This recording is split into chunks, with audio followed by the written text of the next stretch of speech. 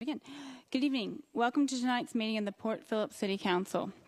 The City of Port Phillip respectfully acknowledges the traditional owners of this land, the people of the Kulin Nations. We pay our respects to their elders, past and present. We acknowledge and uphold their continued relationship to this land. This meeting is being conducted in a hybrid style and is streamed via Council's webcast page and Facebook Live. Streams and recordings of Council meetings are copyrighted and cannot be altered, reproduced, or republished without the permission of Council.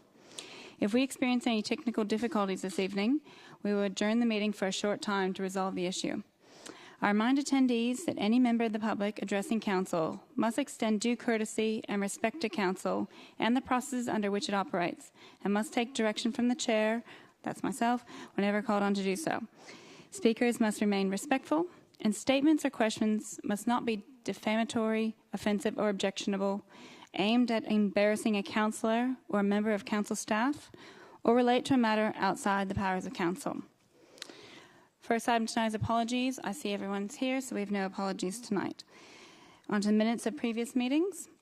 Councillors, the minutes of the council meeting on the 20th of March 2024 have been circulated. Are there any questions of these minutes? No questions. Looking for someone to move. Councillor Niagri to move. Who would like to second it? Councillor Bond to second. Thank you. I'll now put that to the vote. All those in favour? That's carried unanimous. Okay, on to declarations of conflicts of interest. Are there any conflicts of interest to be declared tonight in a matter on the council meeting? No? All right. Public question time. We will now hear from our public for questions and submissions on report items. Under council governance rules, questions can only be asked about items not on the agenda. Therefore, if you're speaking to an item on the agenda tonight, please note that I will not refer your questions to officers. However, councillor may wish to take up your question on your behalf when the item is considered. I think we have about 34, around that number, speakers tonight, so we will be going to the 2 minutes. Given that is over an hour typically, a couple requests. If someone's already said something, you don't need to repeat it if you don't feel up to it. You can come up. You have the right to speak if you've registered, but you don't have to if you've changed your mind. There will be some people online and some people in the room.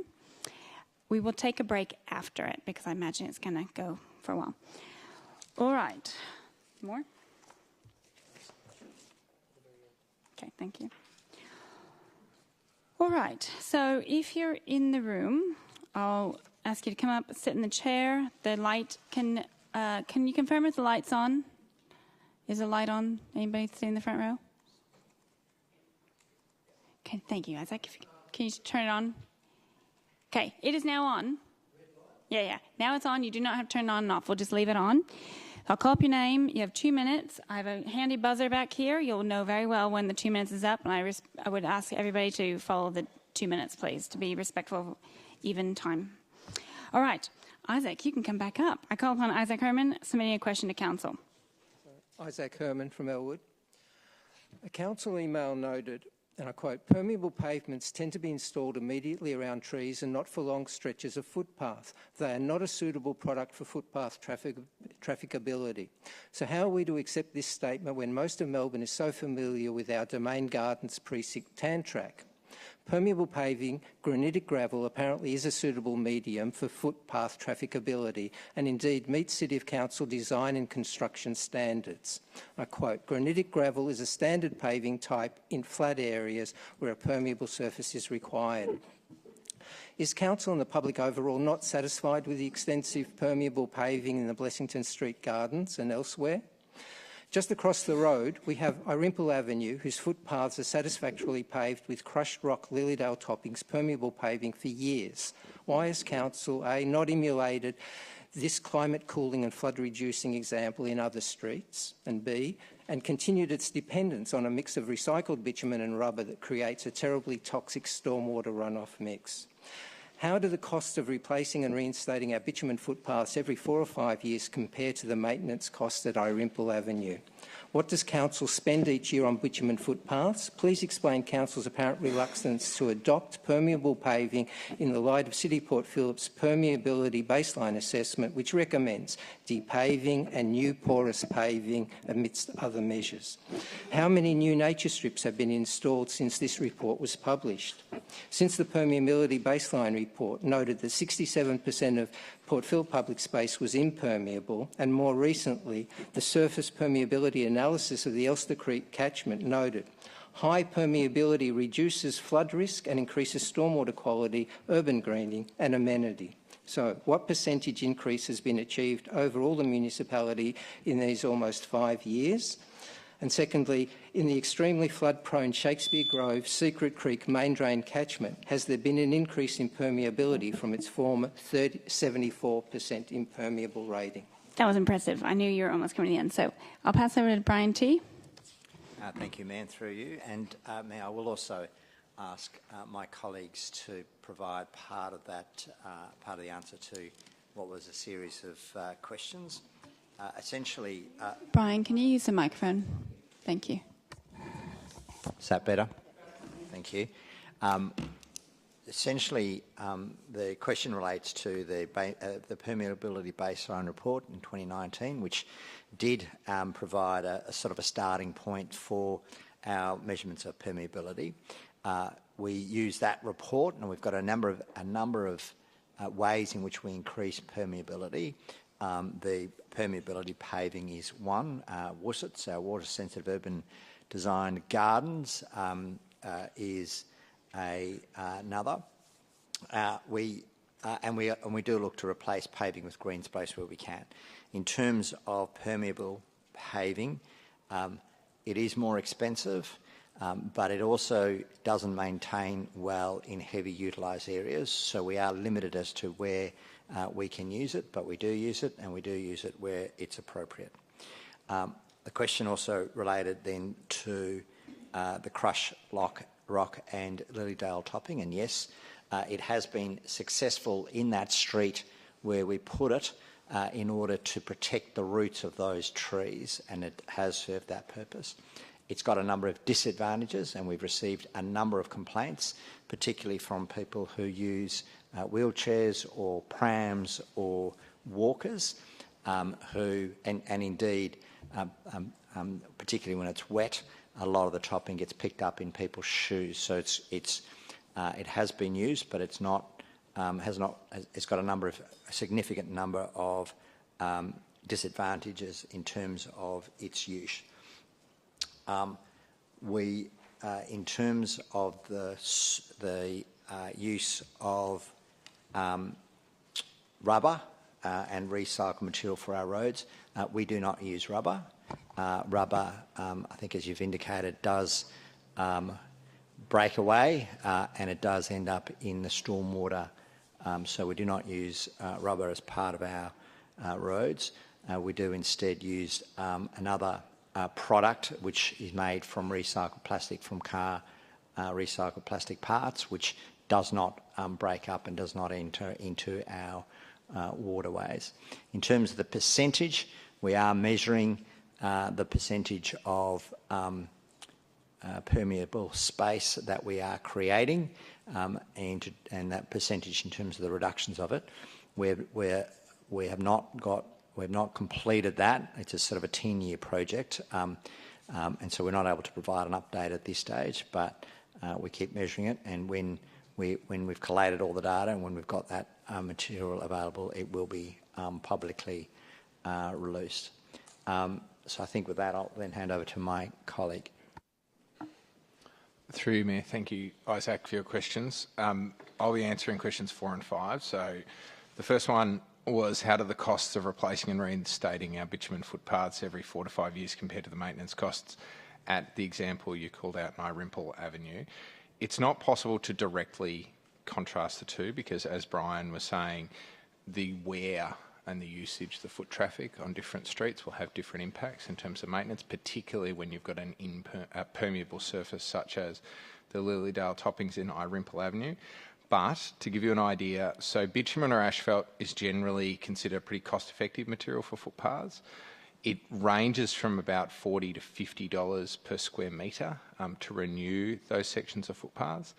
In terms of the granitic sand or Lilydale toppings, permeable surfaces, as I said, it's highly dependent upon where it's been installed, the foot traffic that's there, any erosion that occurs during rain, for example, if it's installed in areas where there's high degrees of crossfall. Generally speaking, the cost to maintain a permeable surface are higher, but as I said, it's very difficult to actually give you a number. The second question that you asked related to how much does council spend on bitumen footpaths each year. So council spends approximately $1.5 million per year on its footpath renewal program, which includes renewal of all footpath material types. So that includes concrete, asphalt, and the cost of some permeable footpaths. As I said before, the cost of renewing asphalt footpaths is somewhere between $40 to $50 per square metre, whereas for something like concrete footpaths, the cost can easily exceed $70 per square metre. With that, I'll hand over to Tanya McKenzie, who'll answer the rest of your questions. Through you, Mayor. Thank you, Isaac. My response is specific to question 1, question 2A and question 7. I will take these questions on notice and we will respond post this meeting. I would also like to add that we are currently undertaking our urban forest strategy and permeability is being considered through that process. The strategy is due to come out for community engagement in late May. Thank you. Thank you. I call upon Tom Ashton submitting a question to council. Is Tom here? Nope. Okay. We might come back later on. I call upon Dean Hurlston joining us online submitting a question to council. Is Dean not available? Okay. I call upon John Spearings joining us online. Not available. Okay. Well, officers will try to get in touch with those two, but hopefully you're hearing the broadcast or whatever you'd call us. I call upon Justin Halliday submitting a question to council. I am here. Yay. Welcome. Come on down.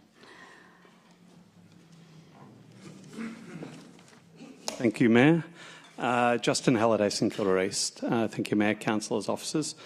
Over the last years, the number of trees planted annually by the City of Port Phillip has fallen significantly, despite the Acland Adapt strategy targeting a 2 percentage point increase in tree canopy cover.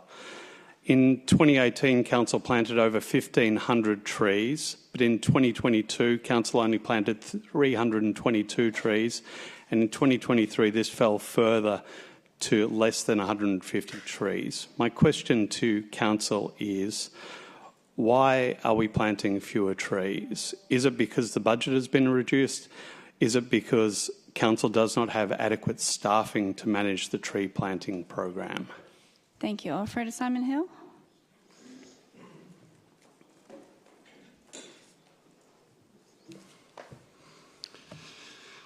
Thank you for the question. Through you, Mayor. Council's planting season runs from April to September each year, so reporting tree planting figures over financial years can lead to variation from year to year. However, we acknowledge that we have had several years of lower than desired tree planting numbers due to many unrelated factors such as tree availability and timing. We are focusing on procuring quality tree stock and young tree care to improve tree health and survival rates. We have made a coordinated and focused effort across council teams this year to ensure our tree planting numbers improve. And this planting season, which has now commenced, we will be planting 1,300 trees in streets and parks. Approximately 600 of those trees are going into parks and reserves to provide shade to footpaths and provide better pedestrian amenity, creating biodiversity corridors. It should be noted that Council planted over 43,000 plants, shrubs and trees in total over the 22-23 year. Thank you. Thank you. Thank you, Mayor. Thank you. I call upon Marion Atwaters joining us online, submitting a question to council. Marion, can you hear us? Yes, hi Marion, I can hear you now. Name and suburb, and you have 2 minutes, please. Marion. Oh, I can barely actually hear you.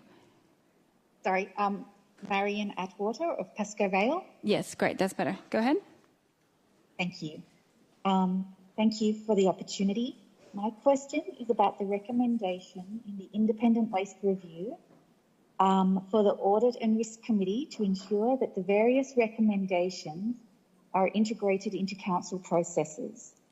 I have looked at the biannual reporting and minutes of the Audit and Risk Committees at numerous local councils in Melbourne, and the biannual reports that Port Phillip Council receives are extremely light on detail, and there doesn't seem to be any committee meeting minutes tabled in the council agenda.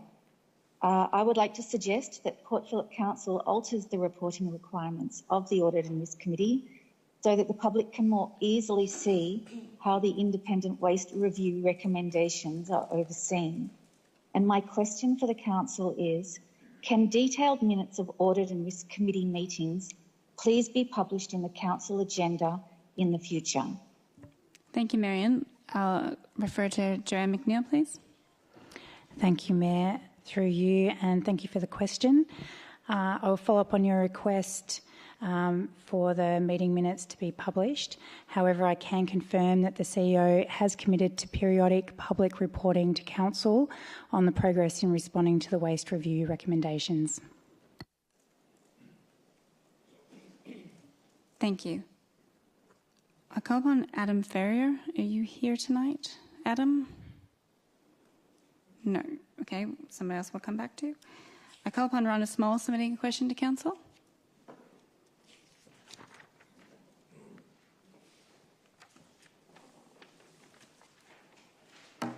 Hi, Rhonda. Hi. Rhonda Small, St Kilda. Thank you, Mayor and Councillors. We all know how rarely significant parcels of land come up for purchase in Port Phillip, whether for open space or as potential sites for affordable housing. But we desperately need more of both. Council has shown itself to be incredibly agile in purchasing the Australia Post site in Fisherman's Bend last year in order to create more open space in that area, using council reserves to do so. Will Council be equally agile in responding to the current sale of more than 9,000 square metres of land and development sites across 12 titles fronting Barclay, Vale, Greaves and Carlisle Streets in St Kilda?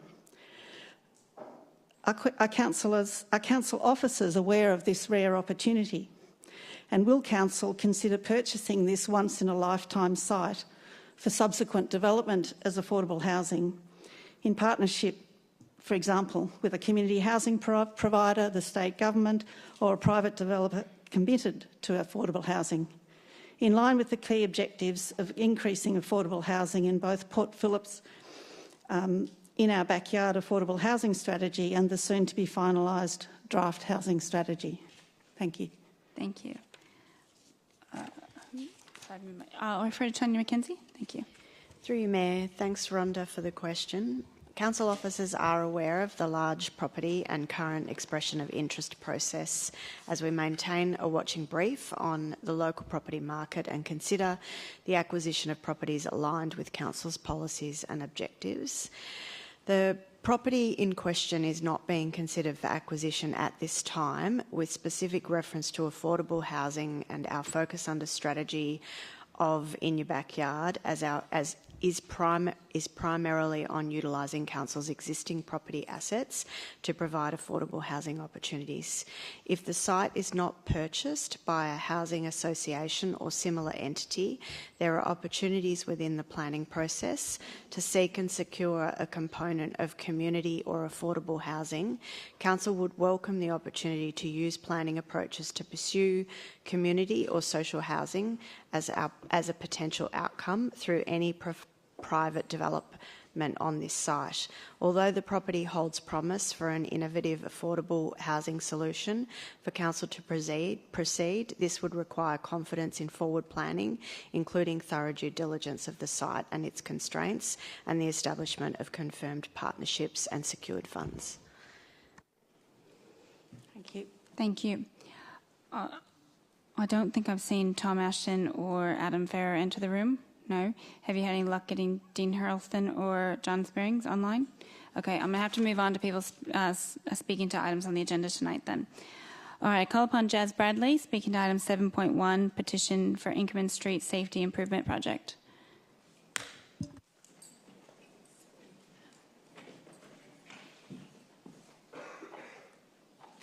Hi, Jazz. Name, suburb, 2 minutes, please. Jazz Bradley, Balaclava. Just firstly like to thank Mr Chris Carroll for accepting our petition. This was a real grassroots effort. It's a hard slog collecting wet signatures, way harder than an online petition. So this is a testament to everyone who showed up at our front door to sign or collected signatures from around the catchment. The signatures are all from people who will be directly impacted in some way by the proposed changes. Many of the signatories are elderly, in particular a large number of clients of Melbourne Kosher Butcher who don't have computers. Hundreds of other clients of our businesses signed, including those who rely on our essential services.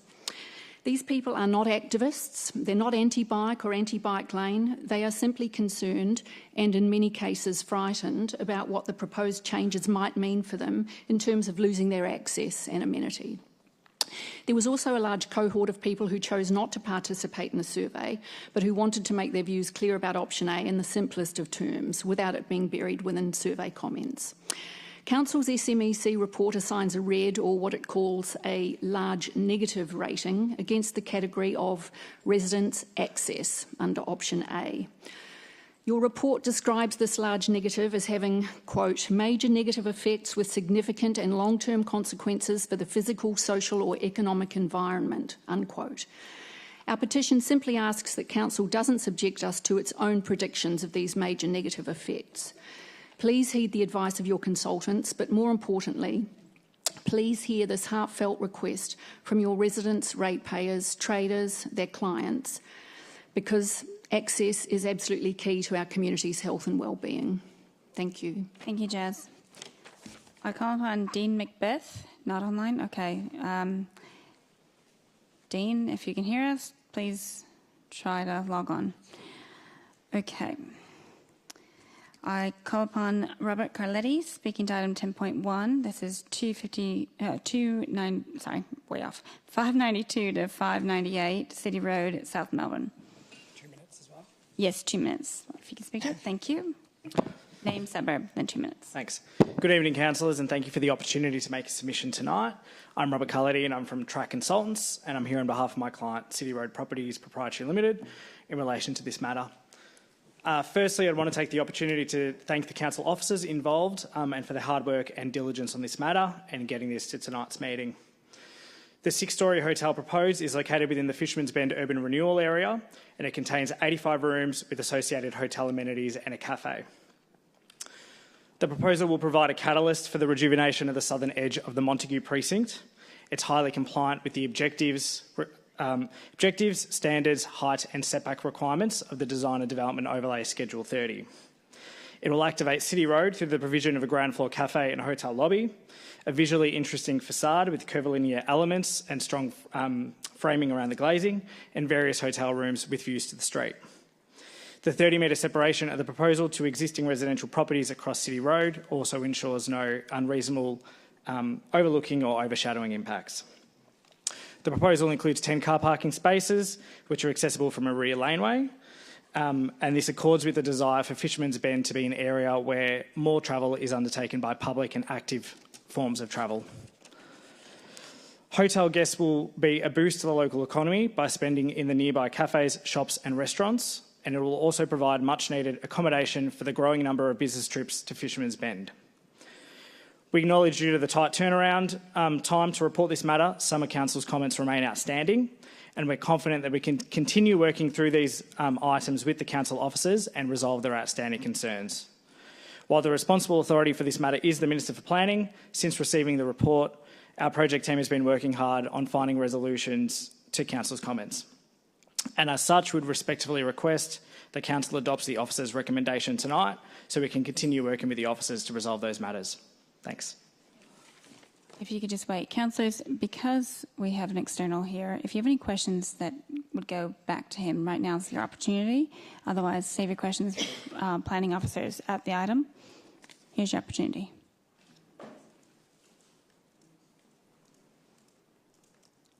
Doesn't appear, but thank you very much. Thank you. All right, so I've been told John Spearings is online. All right, John Spearings, you're joining us online, submitting a question to council. Can you hear us? John, go ahead and try to speak. Not working. I know you joined after, so weren't able to do an audio check. I'm not hearing you yet. Can you try again? Is he unmuted? Yeah? Hey, say it again.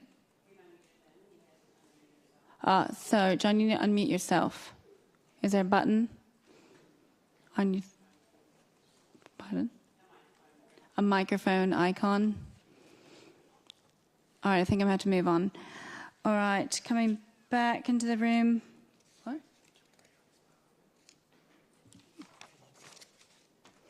All right, let me just get somebody in the room. I call upon Odette Englis, speaking to item 12.1, the draft footpath trading guidelines, endorsed from community consultation. Odette, are you here? We are not having much luck tonight, are we? Okay. I'll put a question mark, we might come back. Okay, I call upon David Blakely, speaking to item 12.2, proposed Fitzroy Street special rate and charge declaration report. Hello, David. Name, suburb, 2 minutes. David Blakely, St Kilda. I'm here talking to President of Fitzroy Street Business Association today. Third time in front of the jury, I could say.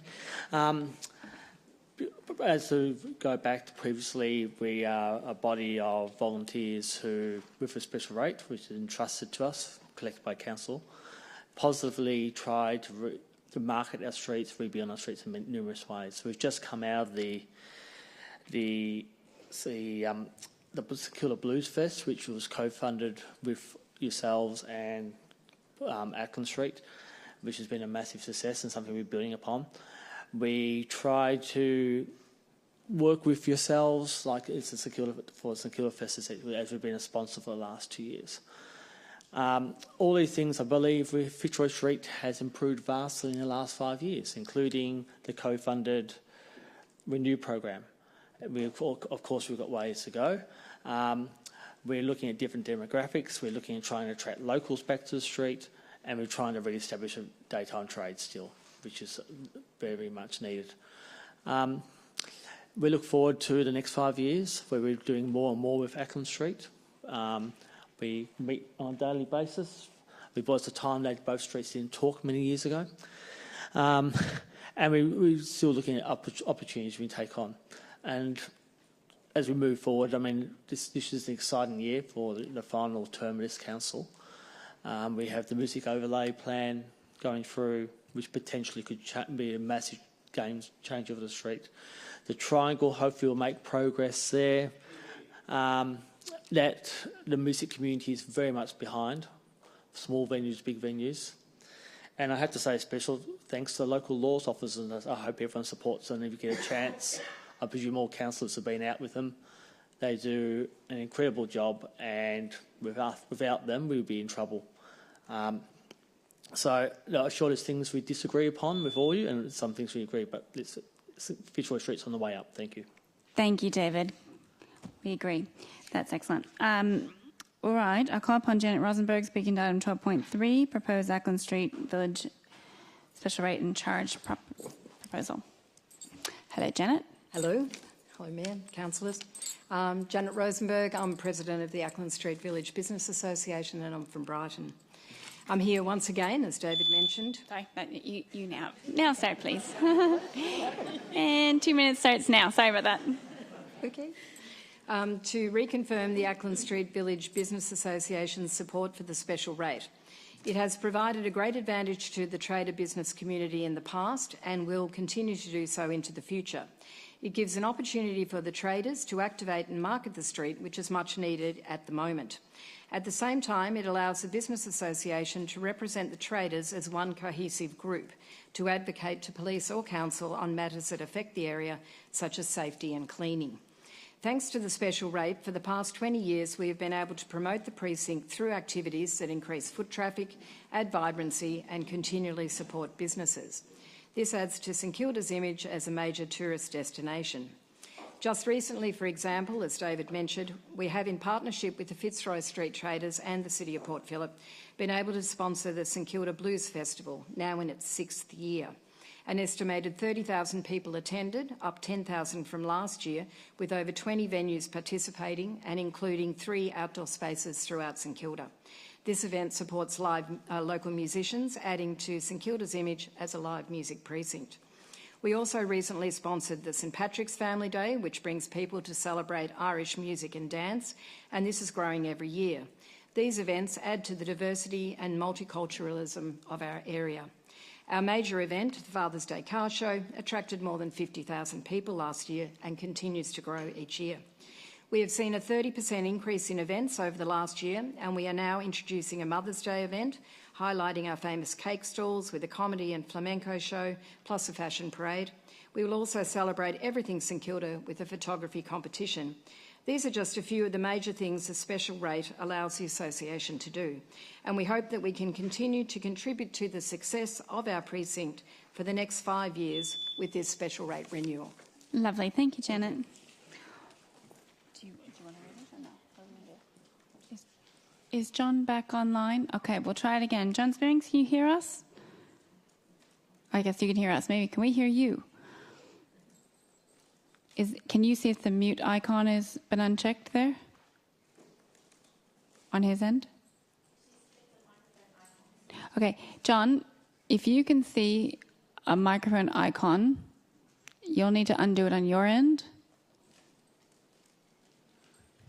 If not, I'm actually going to ask on this occasion to have the head of governance read the question, since you have tried to come online. I appreciate that. All right, head of governance, please. Through you, Mayor. Thank you, Mayor and Councillors. My question relates to the 2 independent reports investigating why many curbside bins weren't collected after Citywide took over as the curbside waste and recycling contractor in mid-2023. I welcome Council's publication of these reviews. However, why hasn't there been a robust debate in the Council chamber in full public view about what happened? Will the Mayor, Council's Audit Committee and the CEO take responsibility for the systemic and individual failures identified by the independent reviews, given the finding that, quote, a high weighting to price meant that any issues in capability, experience or transition were masked in the overall tender score? Will Council review the weight it places on contracts of getting the lowest price over evaluating the quality of the service, given that Citywide now indicates its service delivery may not be sustainable at current levels? Has this been provisioned for in the draft budget, and at what cost? Thank you. I refer to Lachlan Johnson. Thank you, Mayor. Through you. John, thank you for your question. Council takes the responsibility to deliver high-quality services and value for money seriously. The situation that arose in July last year was unacceptable. As you pointed out, in accordance with Council's commitment to public transparency and accountability, the 2 independent reviews into the change of waste contractors have been published. And whilst they found that the contractor was not fully prepared to perform the services, they importantly make a series of recommendations on how Council can improve its processes to avoid such a situation happening again. Council officers have developed a comprehensive management response to implement the recommendations of the review. This plan will be finalised with the Audit and Risk Committee in May this year, with the Audit and Risk Committee then overseeing the timely implementation of those actions. The weighting on price in this procurement was the result of the materiality of the contract value. The Council and community focus on affordability and sensitivity to rates and waste service charge increases. Quality elements were weighted higher than price overall. While price will always be a key consideration for contracts of this scale, and this weighting is not out of the realms for a contract such as this, we will review our approach to price weighting for future high-value, high-risk procurements. Council is currently engaged in confidential commercial negotiations. Where additional bins have been identified for collection, such as with large apartment buildings with skips and multiple collections per week, Council will pay for those as per the schedule of rates contract. I can confirm that Council's draft budget, to be considered later this evening, does make appropriate provision for the delivery of waste and recycling collection services. Thank you, Lachlan. All right. No one else has come in the room from those last people, so I'll call upon Sanja Blackburn, speaking to item 13.1. Sanja, are you here? Okay. Adding to the list. I call upon Ian Gray, speaking to item 13.1, the draft council budget, plan and budget.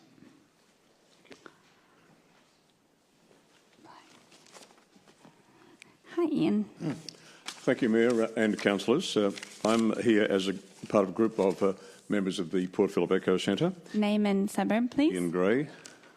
And suburb? St Kilda. Perfect. I'm a local resident. I live very close to here. I've been a member of the Port Phillip Eco Centre for about 18 months.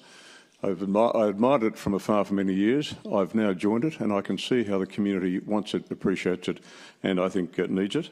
And our feedback from the community supports that. We've had phenomenal support from the council as an organisation.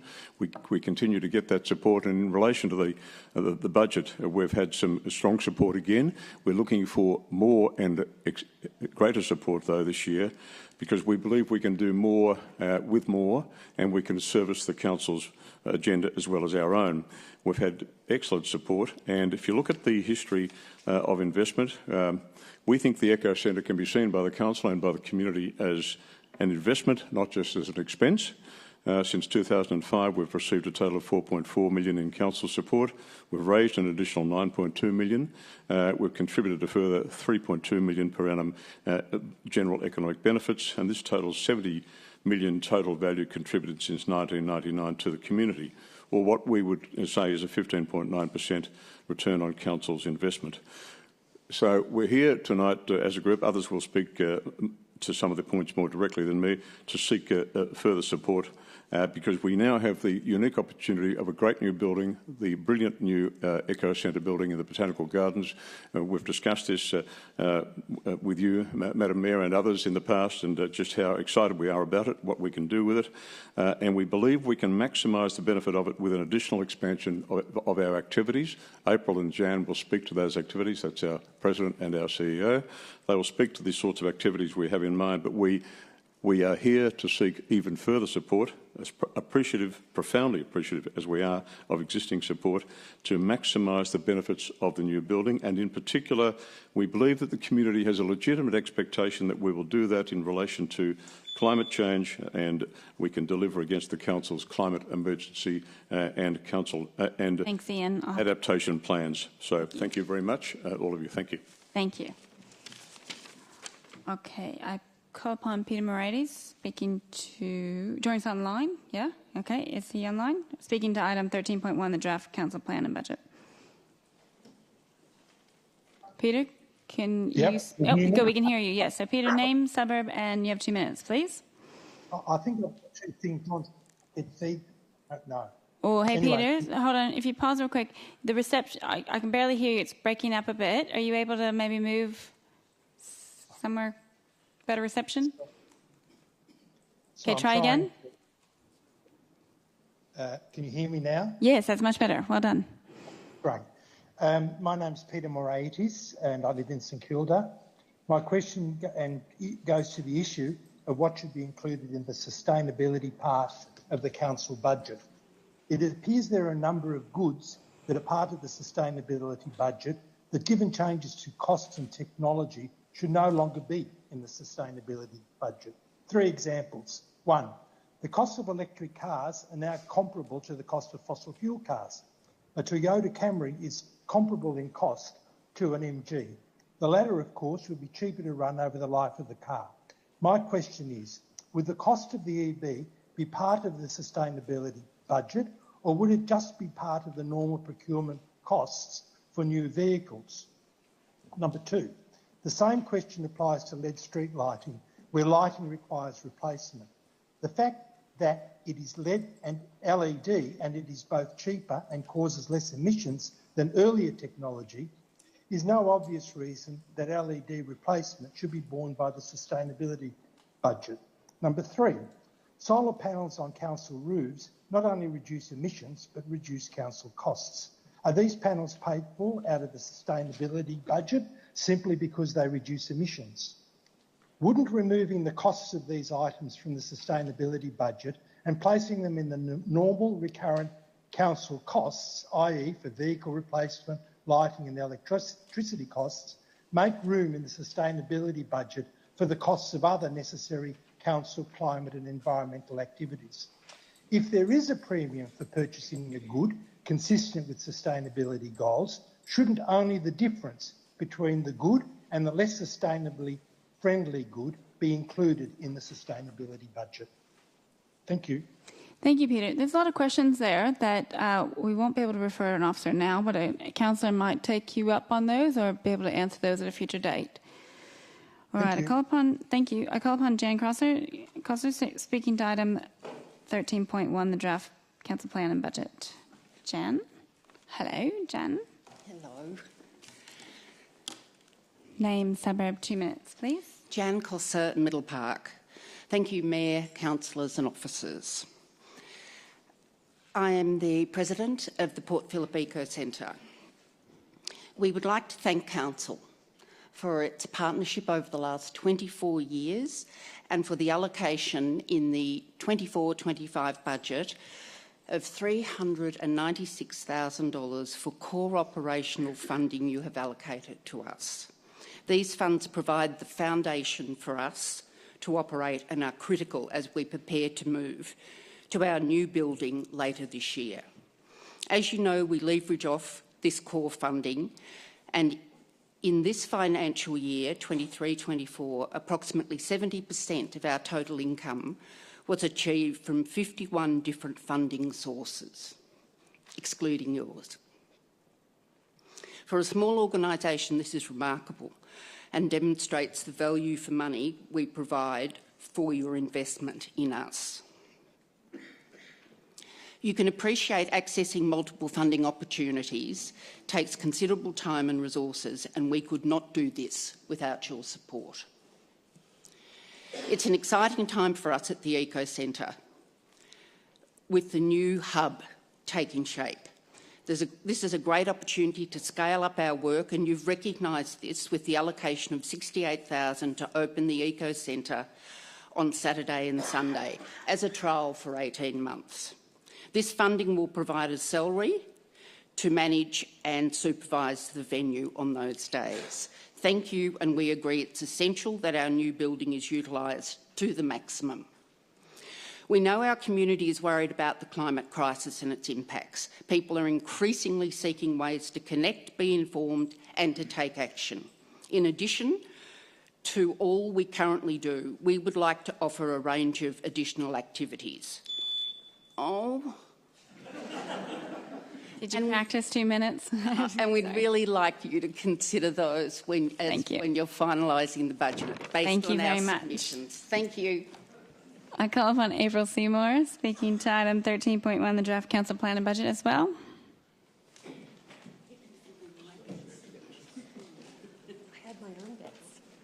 Hi, April Seymour, East St Kilda, speaking as Eco Centre EO tonight. Thank you, Councillor, for supporting community and the funding partnership and trialling weekend opening, which we're sure will deliver even more outcomes for clean, green, connected communities across Port Phillip. Community are increasingly asking us at the Eco Centre for help with action on the climate emergency, in particular apartment dwellers and blocks and those on tight budgets who need help not just with the technical questions but how they can stage electrification and retrofitting over time. This is more than what they can get from one-off info sessions, website links or product pitches from salespeople. This is what they've told us. With funding, the Eco Centre could provide such a support, practical workshops and advice, but also ongoing presence to support that implementation over time and monitoring its impacts. You know, the Eco Centre works with 89,000 service users each year. 90% of participants commit to new eco actions as a result of their participation. You know that hundreds of community members, write you each year in support of Eco Centre climate action, and the role of the Eco Centre as, quote, vital to identity of place as a COP resident. You know we've partnered with Council since 1999. What you might not know is about the rigor of that partnership, how carefully we approach eco-centre activities to ensure value for Council, community and environment. The Eco-Centre Monitoring and Evaluation Framework consults community and leverages philanthropy and university partnerships to evaluate our work conduct, impactfulness and scientific merit. Activities are never started or continued for the sake of it. They're based on measurable results. For Council, we report on 17 indicators twice per year. We have meetings with Council officers every 6 weeks, and we respond to COP plans and social research that helps drive what we select to do. In that context, we ask Council for additional activities funding. Thank you.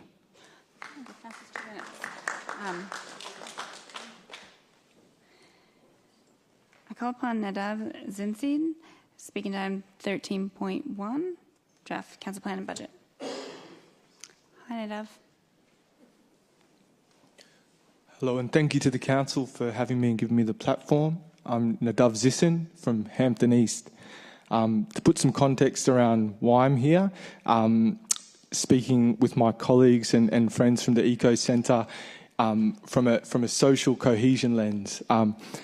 Up until recently, I've spent my entire life in the city of Port Phillip. I was literally born a few streets down from Balaclava and have grown up on the critical services that the city of Port Phillip have offered the community, from the St Kilda Adventure Playground to the St Kilda PCYC.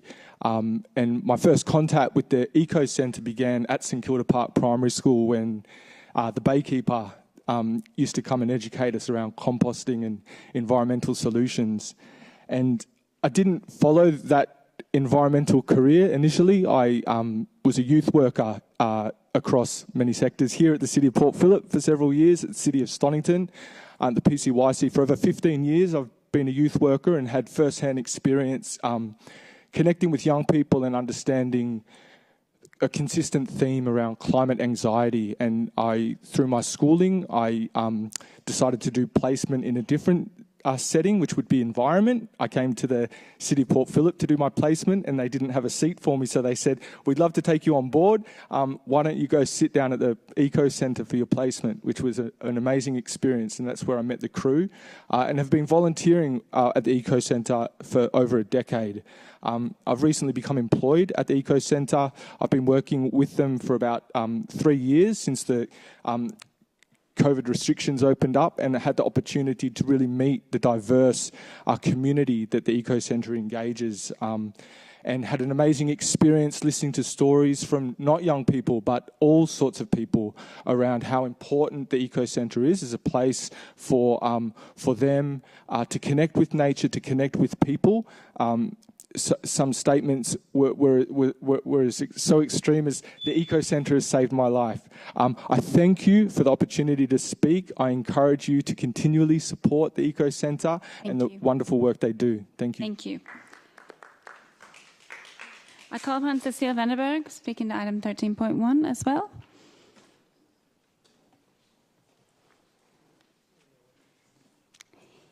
Good evening. Name, suburb, and 2 minutes, please. Thank you, Mayor and Councillors. My name is Cecile Vandenberg. I lived 15 years in Elwood and recently moved to Brighton. So I've been a long-term resident here, I suppose, hailing from the Netherlands. The first time I was involved with the Eco Centre was 15 years ago when I first moved to Melbourne. It was literally the first place where I connected with my local community. And now I'm a staff there for the last 4.5 years. And I can't say that I know any other place on earth that I like as much as this local hub for community and nature connection. I think it's a very special privilege to work there, but also it's fantastic that this hub is based in this local area. So I think as a council and as a community, we can be super proud of this institution. And I want to thank Council, thank you Mayor and Councillors for your renewed funding agreement with the Eco Centre for the next 5 years. I think it's incredible that we can do this work together. You know, whether it's the programs with little 3 to 5 year olds, you know, who meet, have their first, you know, sensory experience with local plants or insects, or if it's the 8 to 12-year-olds having their first encounter with a local penguin, or their first presentation at the local schools festival, where there's 19 schools coming now, and it's our 19th year of celebration in this very building. Or if it's the youth programs with the 12 to 18-year-olds, providing their first snorkeling or paddleboarding experience combined with some, immersive nature connection and education. Or vulnerable young people to get them out of their home because they don't come out of their home because they don't have that opportunity to connect with others. I think our programs provide a ripple effect in the local community for community connection and connecting to place and finding your place in the world. And we see that people keep reconnecting with the Eco Centre when they're older, throughout life, and there's multiple generations now that are connected to our local hub. So thank you for your support. Thank you. I call upon Terence Coyne speaking to item 14.1. There is a motion by Marcus Pearl. This is Pickles Bridge and Glover Streets intersection. Terence, are you here? Oh, sorry. Sorry if I said your name wrong. Hello. Name, suburb, and you'll have 2 minutes.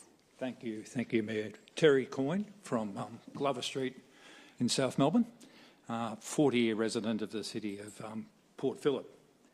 So the motion to make the trial median closure permanent and Pickles Bridge and Glover is an important step in reducing the potential for a devastating accident at this intersection.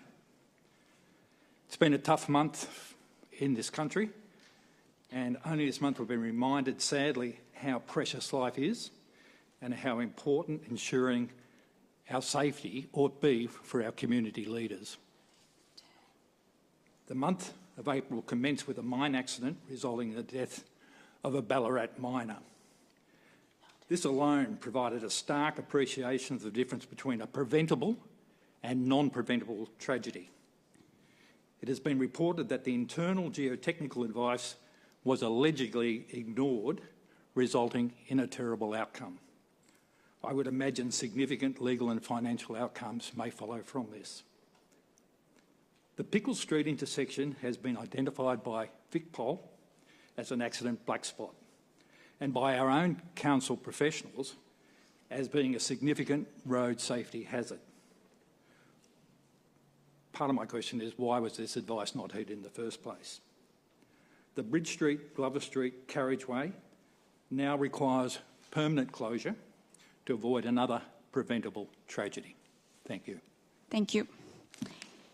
I do have people's formal names here, so I'm sorry if you don't go by Terence. But Katrina Barlow joining us online, also speaking of 14.1. I know I have 11 speakers to this item, so if someone's already said what you want to say, you don't have to speak tonight. But Katrina, can you hear us? I can hear you. Thank you. Ahead. It's Katrina Barlow from Port Melbourne. Thanks so much for your time tonight, Mayor and councillors. I wanted to back what the previous speaker said about making the median treatment permanent and the necessity for it. Previously, I've raised that traffic flow on Bridge Street flowing into the intersection has appeared to decrease since the median was installed, cutting back on the risk of accidents significantly. It seemed to be a thoroughfare from Williamstown Road through to Pickle Street, Bridge Street was, with congestion bottling at that intersection in question, with cars looking to thread the needle by crossing into Glover Street or turning right into Pickle Street, risking lives in the process. To this day, cars turning left from Bridge into Pickles often don't give way to pedestrians who are looking to cross Pickle Street with lower visibility due to parked cars along the side there. One reason I suspect is because cars are still trying to find gaps and turn onto Pickle Street in often narrow amounts of time provided by the Pickles and Liardet Street traffic lights. If the intersection were to reopen, accidents would inevitably happen. One of my neighbours on Bridge Street, who can't be here tonight, says that accidents are the big thing. I've been working here for 24 years and every second day was a screech of the brakes, the bang of an accident. They love using Bridge Street as they can speed. At least Liardet Street still has speed humps and controls the traffic. He agrees with me that there is a lesser bank up of traffic waiting to cross Pickle Street than we had when it was open, and notes the drop in accidents since this was installed. We collectively support the motion and encourage you to make this permanent. Thanks so much. Thank you. I call upon Mick Ahern speaking to item 14 point as well.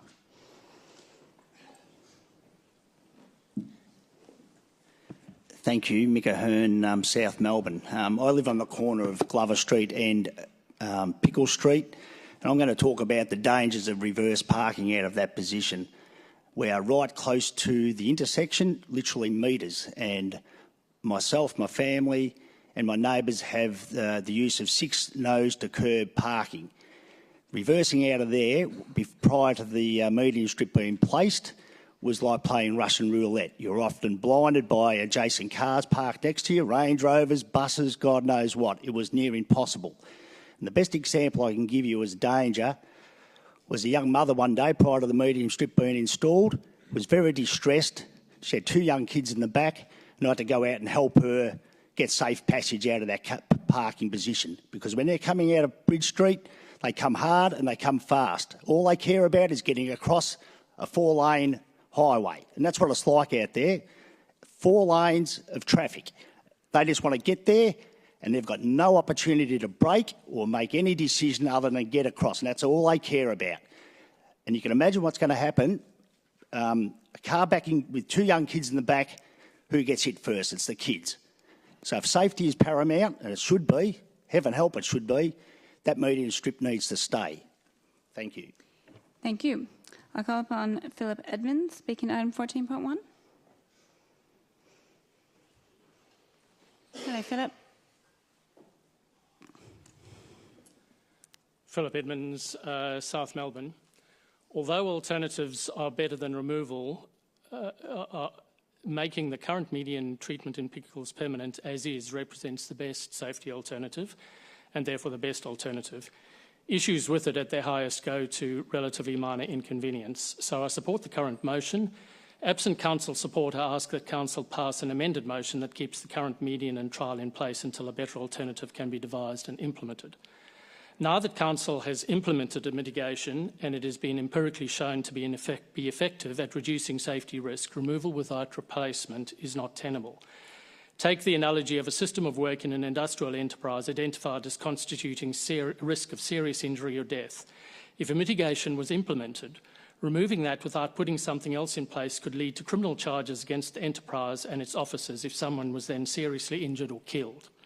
Without suggesting councillors are in the position of officers, this analogy illustrates the gravity of simply removing the median without replacement in clear breach, at least, of council's statutory duty of care under the Road Management Act.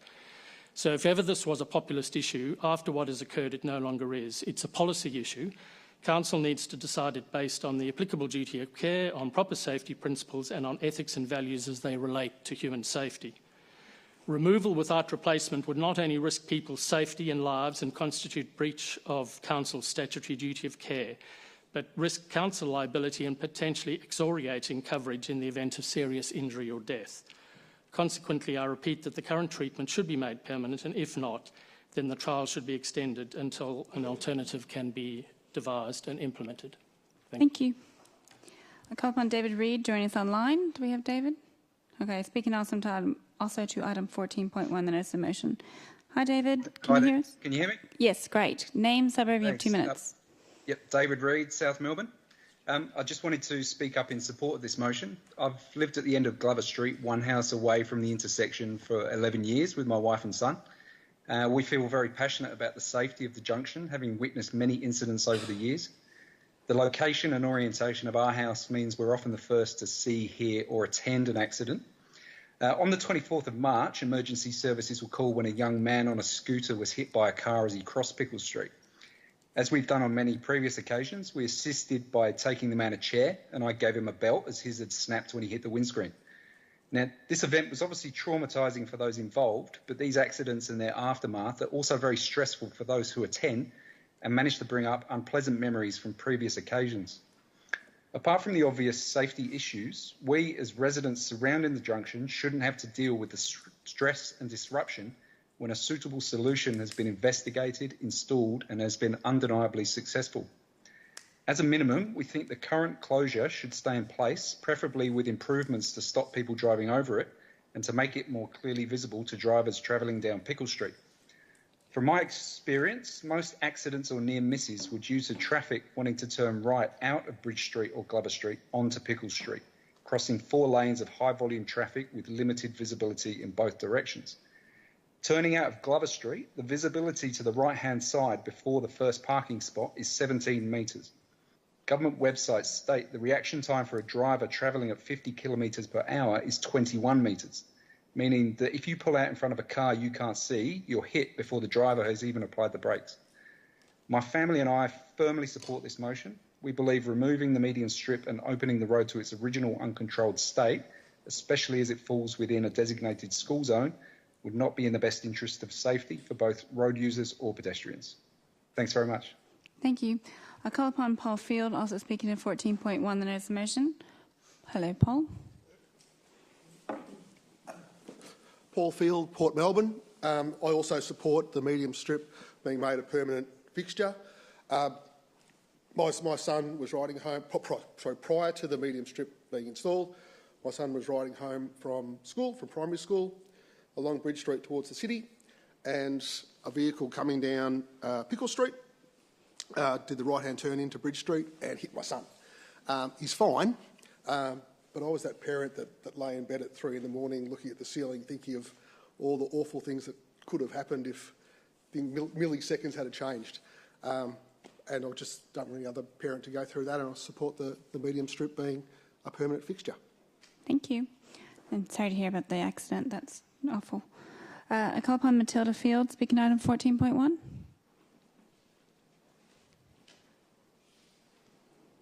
Hello, Matilda.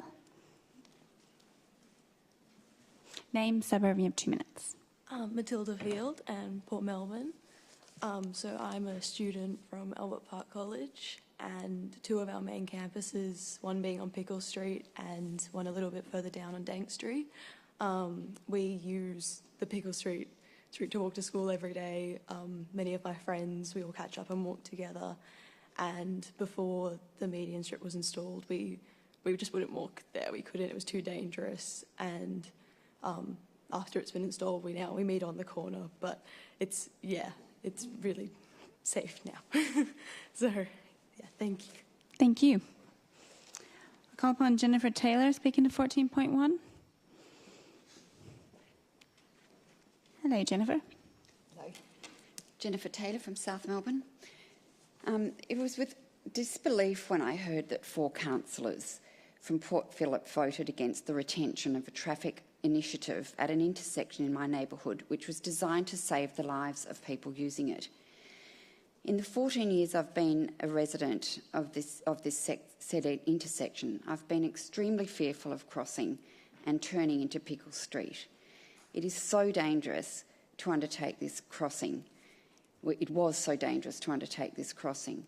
We should not be putting our lives at risk of danger each time we attempt to travel from home. The installed traffic island, approved by council traffic engineers, has been a successful undertaking. When cars did manage to find a gap sufficiently large to cross, they would, by necessity, have to accelerate onto the other side, and that accelerated speed did not recede until well onto the other side of the street. This resulted in cars driving at a dangerously high speed for at least a dozen houses down the road on both sides, in Bridge Street and Glover. A simple solution, if it has been found to be inconvenient for some residents on the other side, in particular Crookshank Street, a simple solution which was suggested to me by a resident of Crookshank Street is to switch the one way to the other way, and that way they would be able to get to their homes. If that's a solution that could help the inconvenience, then it should be looked at. But otherwise, it would be it's necessary that we retain that traffic island in order to be safe around our homes. Thank you. All right, I have Marisa Neal next for 14.1.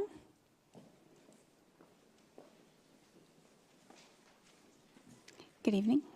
Good evening. Marisa O'Neill, Glover Street, South Melbourne. I just want to endorse what's been said already, that this is clearly a safety issue. The median strip has demonstrated that it prevents accidents, it reduces the speed of cars coming through, and it stops the traffic flow through our streets so quickly. Perhaps the main important thing that hasn't been given enough attention is how it's helped pedestrians. I, like many of my neighbours, cross this intersection daily. The median strip has been a great thing, and we would hope that it stays there, particularly as so many people walk their children to and from the schools. I would just hope that the median strip is made permanent. Thank you. Thank you.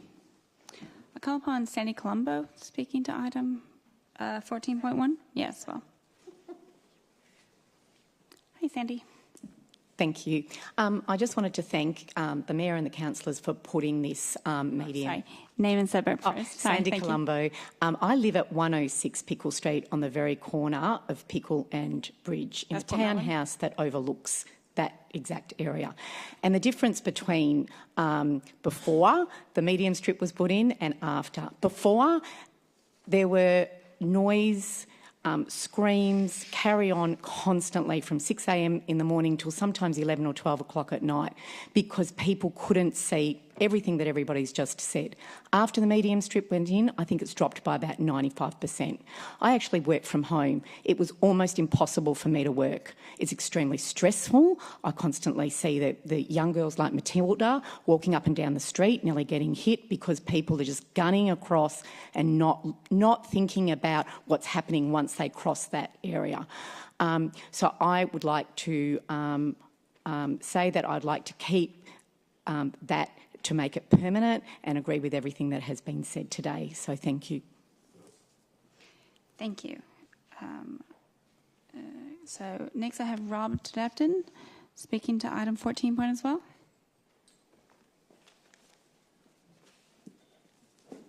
Rob Tappenden, South Melbourne. I'm a resident in Glover Street, and thank you for the opportunity to speak, and thank you for everybody else that's already spoken before me.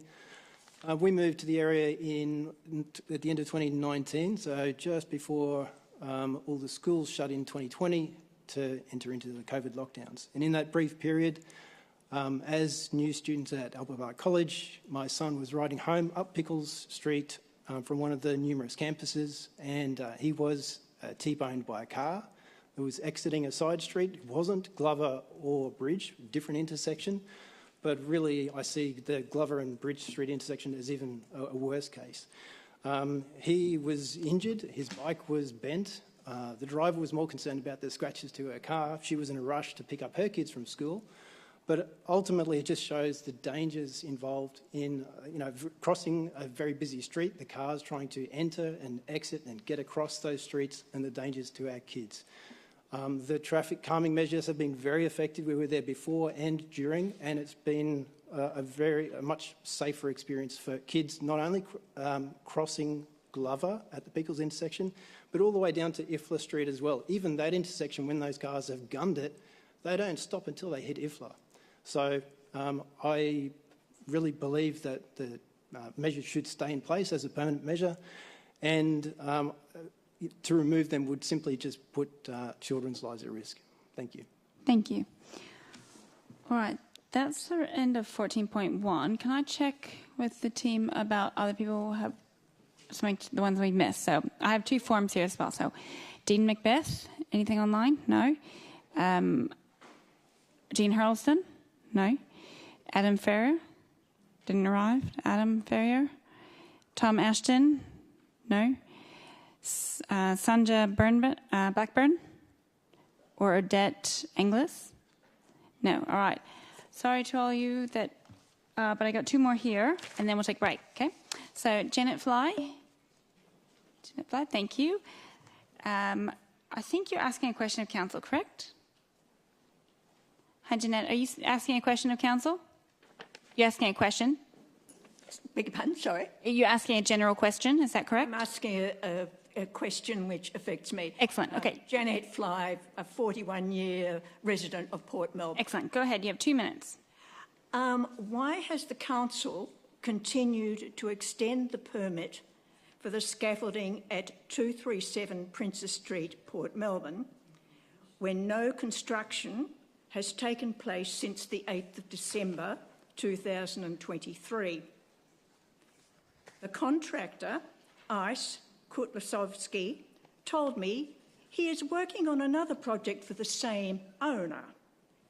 And I am wondering, why hasn't the work supervisor for this site directing that the continuation of construction does happen? And as a result, my car has been trapped in my backyard for 6 months. Thank you. Thank you, Jeanette, for coming in. Are you able to provide an answer tonight? Okay, we might have to take that one on notice, but we'll get in contact. Is that all right? Yep. Thank you. I have your email address here as well. I'll give you a copy of that, okay? All right, thank you. All right, Jack Halliday, come on down. Are you asking a question or what are you speaking I'm making a comment, Mayor. But is it on an item? Not about an agenda item, no. Well, we can't take comments. You have to ask a question on something that's not on the agenda, or you can speak to something on the agenda. I'll ask a question. Okay. Yes, if you could put it on a question. Thank you. Jack Halliday from Balaclava. Madam Mayor, councillors and officers. In this term, a section of council has operated with one overriding objective, to reduce council expenditure with a view to lowering residential rates. We can now see the end result of this process in the procurement of council's new waste management contract and all the problems that were caused across the municipality. Council is to be commended for commissioning 2 external reports, one to examine the probity issues, the other examining the causes of the breakdown and the development of the new contract. The probity report examined the process against 6 key probity measures and made significant findings of deficiency in process against 4 of the 6 measures. The causes report made 24 key findings about the whole process, with 3 of them relating to the high weighting that council gave to price against all the other considerations in evaluating the tender bids. To quote from this report, the high weighting to price meant that any issues in capability, experience or transition were masked in the overall tender score. The sustainability of pricing was not adequately considered in the evaluation process. Further, council was not provided with a breakdown of scoring for each tenderer to allow for differences against its evaluation criteria to be considered. In other words, councillors and officers weren't provided with sufficient details of how the tenderers all scored on other important measures like experience, redundant capacity, flexibility and whether their pricing was sustainable. As we now know, the contract isn't sustainable. Citywide is saying there are many more bins and collection points than they were made aware of, and that means the terms of the contract requires more manpower and vehicles than is consistent with their tender. Oscar Wilde summed up this situation perfectly over 100 years ago in an important distinction between price and value. A cynic is a person who knows the price of everything and the value of nothing. So my question, Mayor and councillors, is will price be given a proper weighting in future contract processes? Thank you. Thank you. Lachlan Johnson. Thank you for your question. Through you, Mayor, I will refer to my answer that I gave earlier on the night with relation to how weighting was determined in the procurement of the waste services contract, and also that Council has given a commitment that in response to the waste reviews, we are going to review how we apply price weighting for complex, high-risk procurements. All right. Now, because we had a few people not show up, I'm going to make an adjustment and go to councillor question time real quick, and then we'll take the break. So it's usually around 8 o'clock, and we're a little bit short of 8 o'clock. So, Councillor Clark, I have you asking a question tonight. Yes, go ahead. Thank you, Madam Mayor. You're clairvoyant there. I'd like to ask council officers if they could advise what is the additional revenue that council will derive from the CDS scheme, please.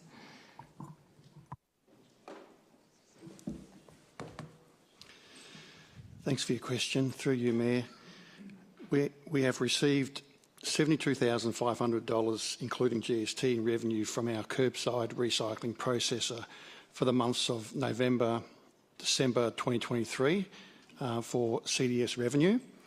We have budgeted $330,000, including GST income, for CDS revenue collected from our curbside recycling bins for 24-25. Thank you. Thank you, Simon. Other councillor questions tonight? Councillor Pearl? I've got 4 quick ones. First one is, can we get an update on asbestos in playgrounds, given the recent issues by neighbouring councils, please?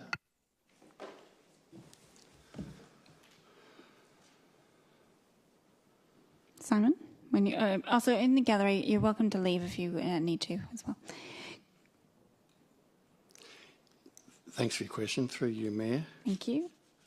Currently all our malt suppliers that provide a certificate of compliance that their products meet strict safety standards and don't contain any asbestos contaminants. We also require our contractors to independently test mulch that arrives at their depots before they can be used on council playgrounds.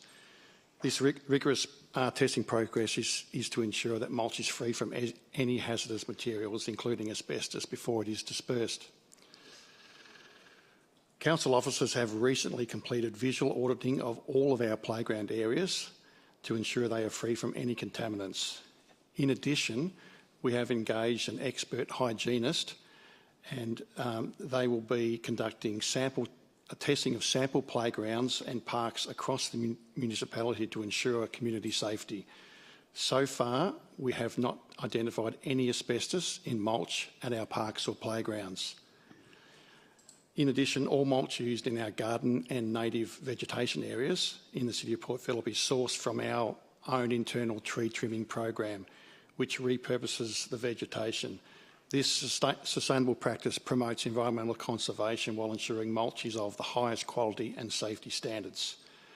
We encourage any residents that have concerns about our public spaces to please contact us and we can investigate. Thank you. Thank you. Thanks very much. My next question relates to tree planting along Farrar Street and Canterbury Road. Can officers please provide an update on the tree planting in the existing planter boxes along these streets? There's more than 15 empty boxes that have been there for some time. Simon, thank you. Thanks for your question. Through you, Mayor. The maintenance and replacement of street trees along Canterbury Road and Farrar Street is the responsibility of DTP. Officers have previously advocated to DTP to request replacement tree planting. I have requested staff to make further inquiries to DTP for an update on when the tree replacement may occur, and I will provide that information. Thanks, Councillor. Thank you. Can officers please provide an update on the school crossing supervisor at Williams Road? Oh, sorry, the update on the search for a school crossing supervisor at Williams Road near Port Melbourne Secondary College and the clearing of the drain at the intersection of Graham Street and Williamstown Road, please. Who would like to take that? Brian? Thank you, Mayor. And I might answer the first part of the question and then ask Simon, my colleague, to answer the second part. In relation to the school crossing supervisor at Williamstown Road, I'm very pleased that we do have a candidate that is a preferred candidate.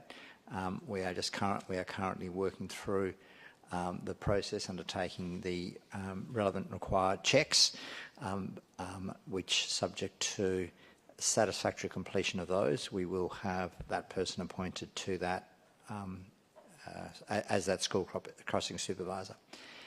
Noting that it is a dangerous intersection, we do have other staff currently in that situation at that crossing until this appointment has been satisfactorily made. And then I'll just ask Simon to answer the other part of that question. Okay, through you, Mayor. The drains at the intersection of Graham and Williamstown Road have been persistently blocked for some time. The clearing of these drains are the responsibility of DTP, and this issue has been raised through DTP over several years. DTP recently advised Council that the drains were scheduled for high-pressure jetting on the 5th of April. However, we are concerned that this jetting has either not occurred or that it has been ineffectual. And the problem persists, and we believe DTP need to engage a combination truck to remove the build-up in the system with the soil dispersed properly as per EPA guidelines. We are concerned that jet cleaning approach is ineffectual and only pushes the build-up further up the drainage system. Council staff have recently inspected the drains again on the 16th of April, and it is clear by those inspections that the DTP pipes and pits have not been cleared. Council officers have contacted the Minister's office on Friday the 12th of April to request these works be prioritised. Thank you. Thank you very much. It'd also be good if you could get on to the local member who promised that would be done. My final question is related to the COVID vaccine mandate. Following my question last year, has the COVID vaccine mandate been lifted for Port Phillip staff? Claire Stevens. Through you, Mayor.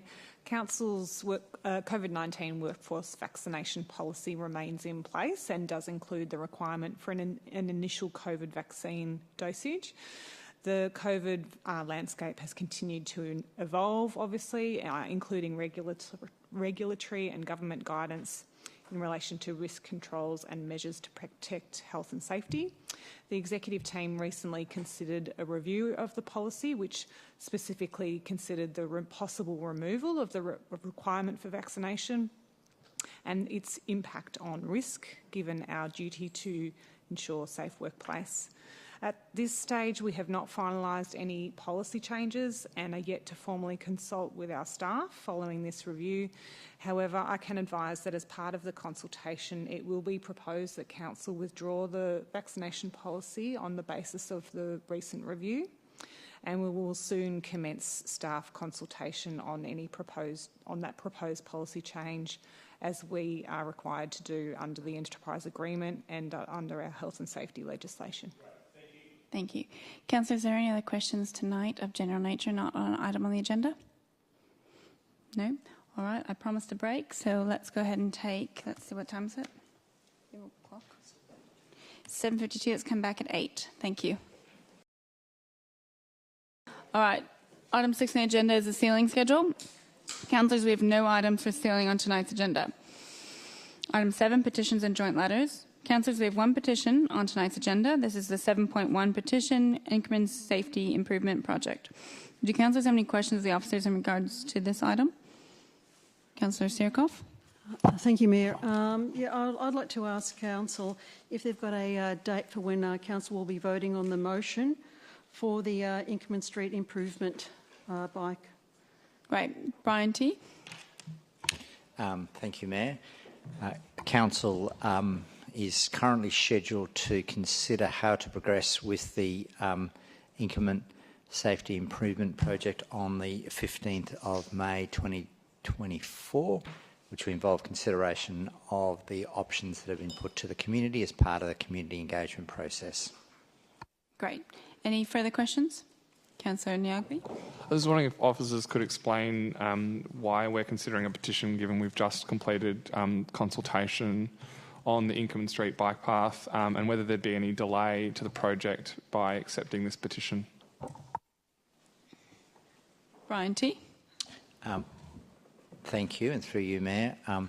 The consideration of the petition is in accordance with Council's processes and procedures.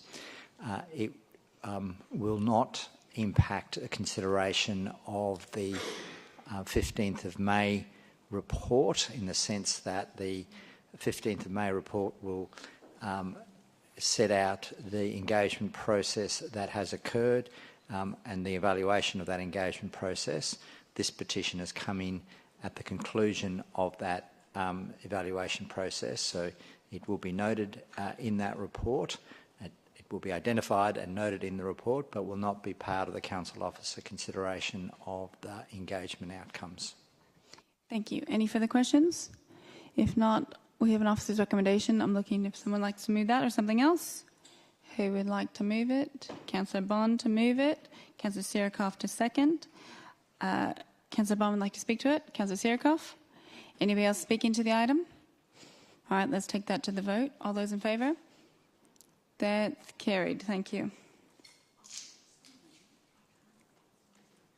All right, now we're going to move on to the presentation of reports. So the first one is 8.1, presentation of the CEO report, issue 105 for February. Councillors, do you have any questions in relation to this item? If not, I'm looking for someone to move that. Councillor Martin. Someone to second? Councillor Consultor, that's me. Councillor Martin, would you like to speak? Always a wealth of information. I'll highlight two things very quickly. We've identified 5 sites for our neighbourhood batteries, which is fantastic news. And after COVID, our library attendance is now back above its average. So I think there are 2 of the very excellent pieces of news that are always in the CEO's report. I'm just going to quickly add that this has been a 10-year project. It's been 10 years since this was voted in. We probably haven't had 10 years of reports. That might be in 2 issues' time. But that's a lot of time giving this great level of transparency to our community. So thank you. Anybody else speaking to the item? All those in favour? That's carried. Thank you. On to 10.1. This is a planning item. 592 to 598 City Road, South Melbourne, a planning scheme amendment for C217 Port. Councillors, do you have any questions of the officers in relation to this report? In the planning item, yes? Sorry, my computer has just decided to... Oh, bad time to right now. I was unclear when the gentleman spoke before. So I just wanted to clarify with officers that we would not support, he was in favour of not supporting the planning scheme amendment in regard to lots of things, but there's still opportunity to keep working through those things. So he was okay that we would refuse it, but there was still opportunity for them to come back. Could I clarify, please? Paul Wood. Thank you for the question, Councillor, and through you, Mayor. This is a unique process, and what we're resolving to do is put in a submission to the Minister for Planning, and our submission is one that doesn't support raising a number of items that we still have concerns with. There is opportunity before the Minister appoints a panel to consider this, for us to continue to work through this, and the Minister will also receive other responses from other referral authorities, and we don't know whether there's any outstanding issues that they have either. So it's an opportunity for all parties to keep talking to overcome things. Great. Thank you. Any further questions on this item? No. All right. I'm looking for someone to move this off the record. Thank you, Councillor Martin. And who would like to second it? Councillor Pearl. Thank you. Councillor Martin, would you like to speak to it? Very briefly, first I'd like to thank officers for their detailed report and for raising their concerns with ward councillors. And I think the officers' recommendations to the Planning Minister are excellent, and I hope that the applicant, the Planning Minister, taken on board what the council officers have suggested there, and hopefully that we'll get a very good outcome, bearing in mind that we're not the deciding authority here. We're merely making recommendations to the Planning Minister, but hopefully the developer, the applicant and the Planning Minister will take note of our excellent suggestions. Thank you, Councillor Pearl. Would you like to speak to it? No? Anybody else speaking to the item? All right, thank you. Let's take that to the vote. All those in favour? That's carried unanimous. Thank you. On to, is that 12.1? It's been cut off here. 12.1, draft footpath trading guidelines endorsed for community consultation. Councillors, do you have any questions for the officers on this item? Councillor Clerk. Thanks, Madam Mayor. I just wanted to understand that with the music that's being allowed on the footpath area in some of the businesses, how would we determine the decibel impact, for the want of a better word, on residents or commercial offices above those cafes or whatever that then intend? Have we got a process that we measure that impact before we allow a cafe or some other business to start playing music outside? Is Mark J online? Yes, good evening, councillors. Hi, Mark J here. Through you, Mayor, thank you for the question. So the intent of the draft of the footpath trading guidelines and the inclusion for outdoor speakers to be considered is limited to commercial areas, and with also the intent is for music to be ambient within the outdoor dining area only, for it not to be of a volume that would impact other businesses or nearby residents. So it is very low level noise that is proposed to create that ambience and atmosphere. If there were complaints received, then certainly we would go through the steps that our local laws team are very familiar with considering noise complaints, which can also involve decibel ratings and those types of investigations. Thank you, Councillor Clark. Yeah, sorry, just so a follow-up. So there's, if I understand that answer correctly, there's actually, while it's ambient, as you say, and we would all understand that to be low level, there's what's low level to me versus someone else could be very different. And so there's no real measure unless someone actually complains, and then we will go look at that. Mark? Yep, through you, Mayor, that is correct. There isn't a decibel level that's been determined for this at this point. I'll have Lauren Bilkar add. Through you, Mayor, just to add to that, there are decibel levels required under EPA legislation. So we do, as part of regular patrols and checks of high streets, look for any levels that are outside of that. We don't take a decibel reader with us, but certainly if there were, we would notice if anything is louder than usual or anything is untoward. And certainly if there were complaints, we can go down there with that sort of measurement. It's really important to note that in these guidelines that any outdoor speaker provision is contingent on any noise complaints being appropriately managed, and if any noise complaints weren't appropriately managed, that permit would be revoked. No, I guess just to follow on from your comments, not everyone operates in the same way, and not everyone thinks their music needs to be operated, at certain levels, so it is quite variable, the outcomes we could get, and there might be different kind of businesses, operating in certain environments. So, yeah, okay, thank you. We'll have to leave these parts to questions, please, and we'll leave comments to the debate, please. Councillor Sirikoff, question? Yeah, I've got several questions, Mayor. Since the trial of outdoor speakers was requested by the Fitzroy Street Trade Association and its traders, and with a trial taking place only on Fitzroy Street, how would Council determine if outdoor speakers are suitable for other commercial zones across the remainder of the City of Port Phillip? Mark J. Through you, Mayor, and thank you for that question. The outdoor speaker trial for the Fitzroy Street Commercial Precinct has involved 6 businesses, providing these traders the opportunity to see how this could work. This trial is still underway and concludes at the end of April, when our findings will be collated. To date, this trial for the Fitzroy Street area has been generally successful. The draft guidelines does propose to limit consideration of outdoor speakers only within commercial settings and where there is no conflict with a planning permit or liquor licence approval. We also understand that each of the commercial precincts across Port Phillip is unique, and the use of outdoor speakers may not suit every business with outdoor dining, and that's why these are proposed to be assessed on a case-by-case basis. Yeah, a follow-up question.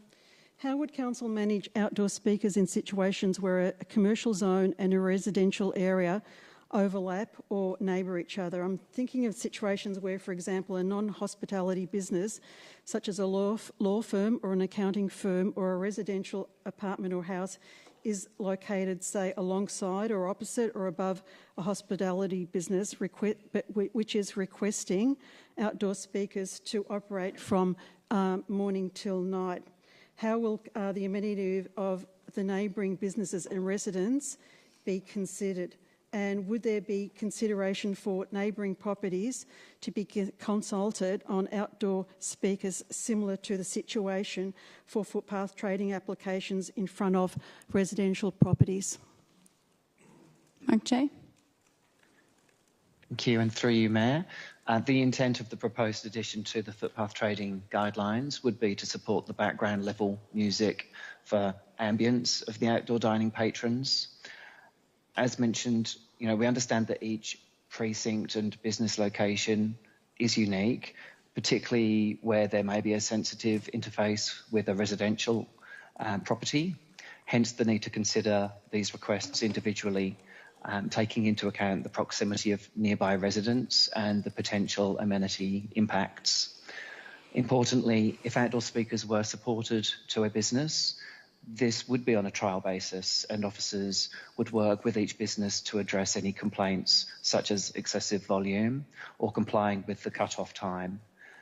If a business showed that they were unable to comply with their permit after officers' attempts to work with them, officers would be able to revoke that approval. The use of speakers, again, it's intended to be non-invasive of nearby businesses as well as residents, with low-level volumes to add to the ambience in outdoor dining spaces without detriment to the wider area. The draft guidelines do propose to limit the hours from 9 a.m. until 9 p.m. unless otherwise stipulated. I believe your other question was in relation to neighbours' consent.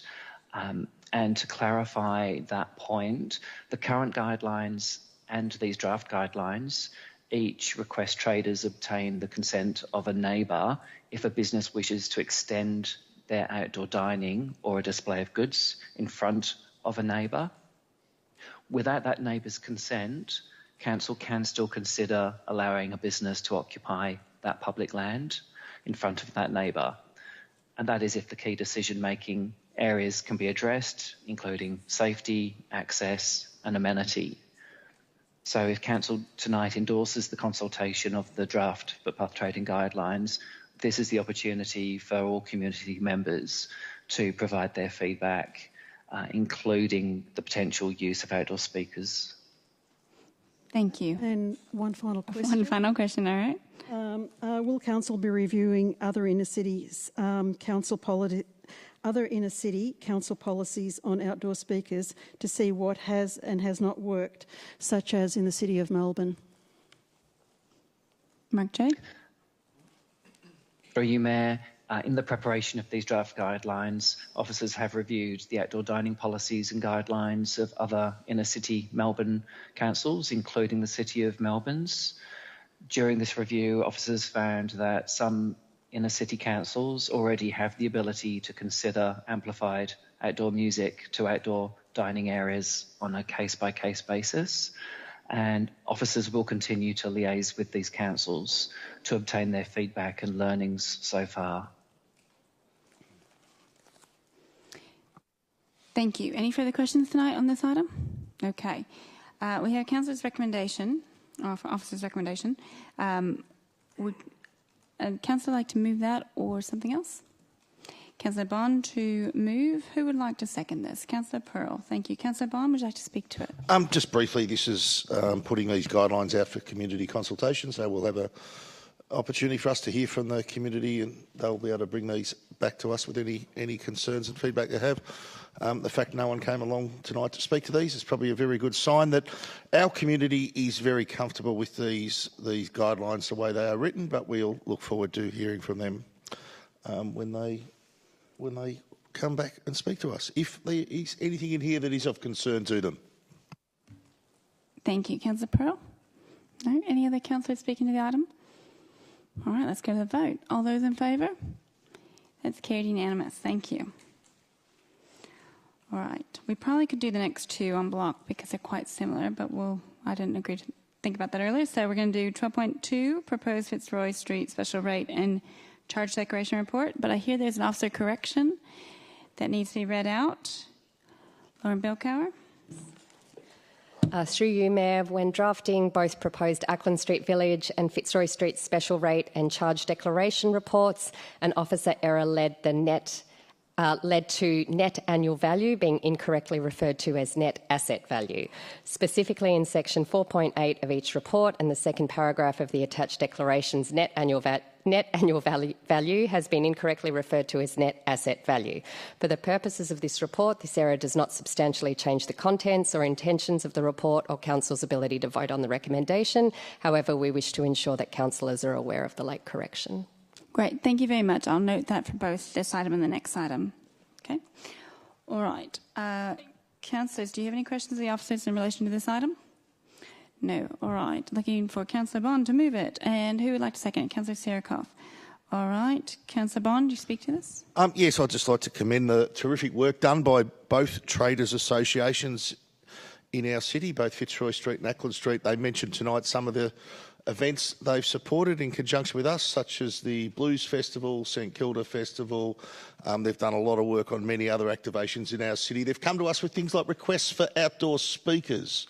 There they are out there representing their traders very strongly and advocating for their traders strongly to council. So we can only commend them and thank both David and Janet and their committees for all the work they do in our municipality, representing their traders to councillors and to the council.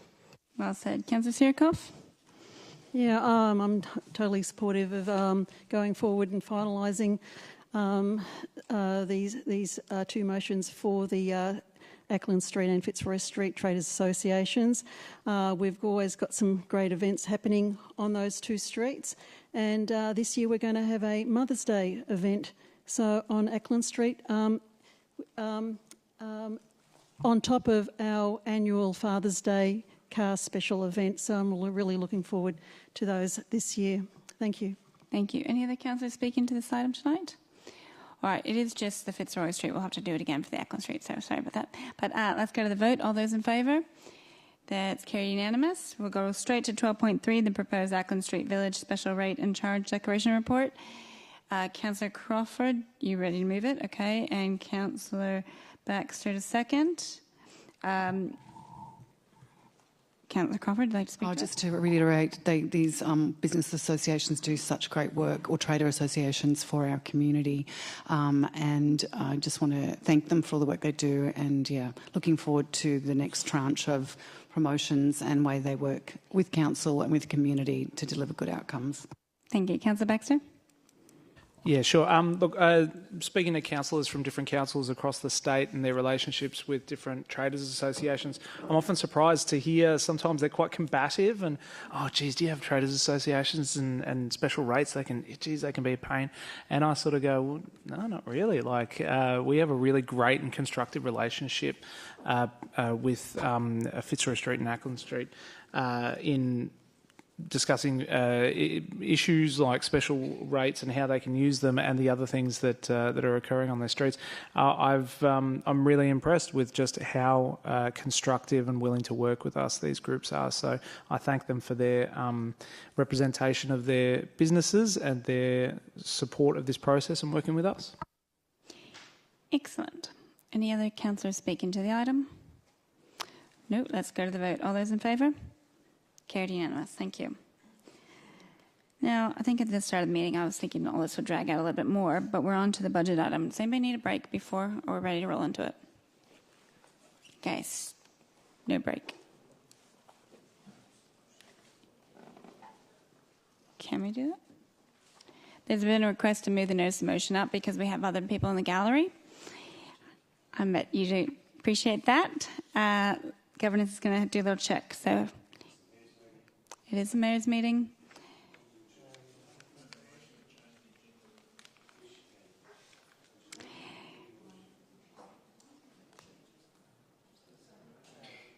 Head of governance? Yeah, we'll have governance give the advice tonight and every night. We do. So through you, Mayor, under Rule 19 of the governance rules, the chair at their discretion may change the order of business within presentation of reports to consider items where there's public interest. The CEO, with the consent of the chair, and a councillor with the leave of council can at any time after the agenda has been distributed, remove or add any matter to it and give such notice as practicable. So essentially that is not in the order of business, so I think we require a vote of council to change that order. All right, I'm going to propose a vote of council to move the notice of motion up now. Then we will go back to the order of the presentation of reports. So I'm moving that. Hold on, let me just make notes here. Consultation moving. Who would like to second that? Councillor Martin to second that. All right. I think that we have lots of people in the gallery tonight. That'd be in their best interest as well. Anybody want to speak to it? Councillor Martin? No. Anybody else? Let's go ahead to vote. All those in favour of moving it up? Thank you. That's unanimous. Thank you. Okay. Moving ahead. 13.1. Okay, so we're moving 14.1 ahead of 13.1. Okay, councillors, we have one notice of motion tonight. This is item 14.1. It's a motion raised by Councillor Pearl in relation to Pickles Bridge and Glover Streets intersection. Are there any questions of this notice of motion for the officers? Questions? No. All right, Councillor Pearl, it's your motion, so I assume you want to move it, correct? Yep. Thank you. Who would like to second this? Councillor Martin to second. Okay, Councillor Pearl, would you like to speak to it? Councillors, thank you for indulging me behind the scenes for allowing me to bring this motion here this evening. I'm not one to re-prosecute council decisions, but the way this was dealt with at the previous meeting or 2 meetings ago, in my view, was unsatisfactory and didn't resolve any form of resolution, and was also done under strange circumstances in terms of the chair's casting vote was used against the officer's recommendation, which is unusual to say the least. So, sorry, no, it wasn't. You're quite right. Quite right. Okay, would you like to I withdraw. You're quite right. Sorry. Sorry, we had an abstention. I keep on forgetting that Councillor Nwagi abstained for an unknown reason, which I'm sure he'll go through this evening, and I hope sincerely he'll reconsider that position. But forgive me, I forgot there were 9 councillors there that night, not 8 councillors. It's just only 8 voted in the affirmative and the negative, and for some strange reason, 1 councillor decided to abstain. I say strange reason because it seemed fairly evident to anyone that read the report that there was a clear safety issue at this intersection. And it's been an issue that I've been very passionate about since 2016, and we've done a huge amount of work on Pickles Street to reduce the risk to residents, school children, pedestrians, cycling traffic. We've reduced the speed limit from 60 kilometres to 50 kilometres. We've edited the way the traffic sequence works on the corner of Beach Road and Pickles Street. We've changed the way the OD1 movements took place in that street. And finally, we dealt with an intersection which was deadly and a huge public safety risk. And this was an evidence-based decision when we considered it, and it was an evidence-based report that was provided to Council last month that was failed to get a majority of councillors to approve, which was unusual to say the least. So behind the scenes we had a conversation.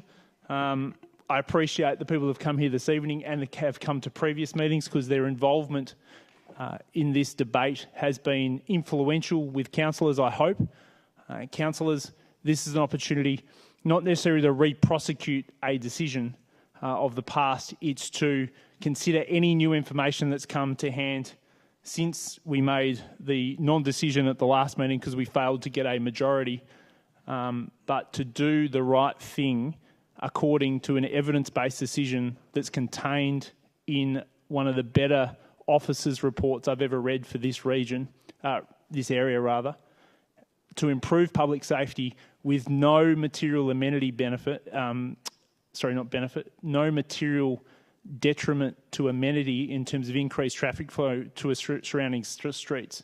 That's what a substantial traffic survey has evidenced, and that's the evidence we have in our hands. So we've improved safety. We haven't materially caused safety issues at other intersections, and we haven't materially increased traffic flow into surrounding streets. It's a huge win. It's a small budget cost, and it'll have lasting impact and potentially will reduce trauma in our community. So it's another opportunity. Again, I thank you for allowing me to, in some respects, re-prosecute something. I don't make a habit of doing this, and I won't make a habit of doing it in the future. But I hope that some councillors can reconsider their position from the previous meeting and vote to start with, and vote in the affirmative for this motion here this evening. Happy to answer any of your questions that you raise in my closing remarks. Thank you. Councillor Martin, would you like to speak to it?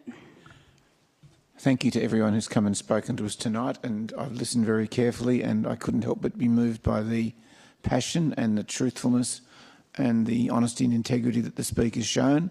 They were just telling things as they saw them, and I hope that councillors listen very carefully to their very, very, very strong argument that the trial be made permanent. As I said at the last meeting, I'm very familiar with this intersection. I'm there a couple of times a week, and it's certainly far more safe now than it was before the trial, which I hope will be made permanent, was introduced. Now, I have to say, to my detriment, I am a regular at the Cricketers Arms Hotel, which is just round the corner, and it's a bit of a nuisance getting to the Cricketers Arms, but I think if it takes me an extra 60 seconds to get to where I go to have a beer, but hundreds and hundreds of people are a lot safer. I think it's a very, very small price that I have to pay and any other local residents have to pay to be slightly inconvenienced to make sure that that intersection is much, much safer than it was. So the officer's report is very, very clear. There are all sorts of very positive reasons why we need to maintain this trial and make it permanent. And as I say, we're all about making people safe. And yes, there might be a minor bit of inconvenience of people like myself who are regularly in that area. However, individual safety is far more important than a minor inconvenience. So I urge my colleagues to support Councillor Pearl's notice of motion.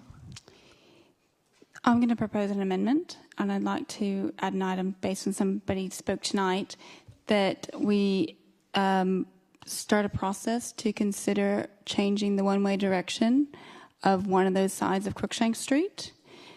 I don't know if it will work out, but I'm just asking for a process, so maybe if you can come back to us how it would be. We wouldn't go door knocking day one, but so the wording would be ask council officers to come back to councillors with the process of investigating the direction of Crookshank Street. Good luck spelling it.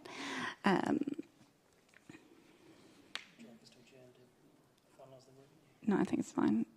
It's pretty basic. Ask council's officers to come back to councillors with options to investigate the direction of travel.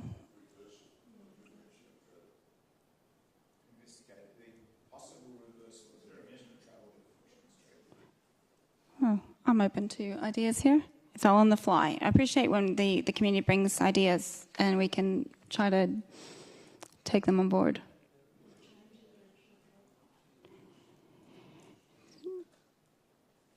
I don't know if you have to reverse it. The wording could be pretty loose there, I think. Ask council officers to come back to councillors with options to investigate the direction of travel for Crookshank Street. All right, you got it. Good job. Would anybody like to second that? So, would you like a report brought back to council? Or just...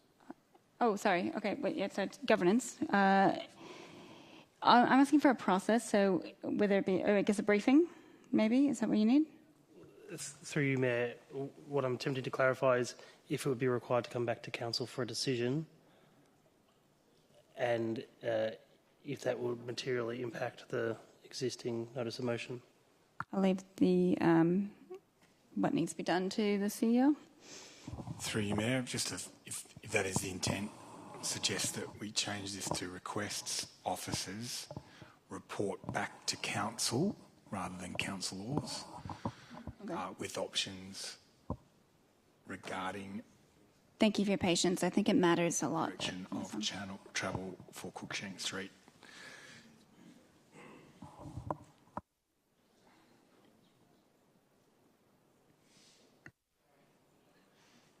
Can you say it again, Chris? Through you, Mayor, in part, it'll mean the intent of what you're looking for, but request officer report back to council regarding the investigation of options for the direction of travel for Crookshank Street.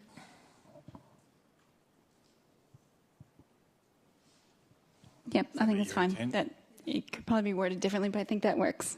All right, does anybody like to second that? Councillor Sirikoff? Amendment, okay. I'll speak to it. Mayor, before you do that, can I ask questions of either you or officers about this amendment? Ahead.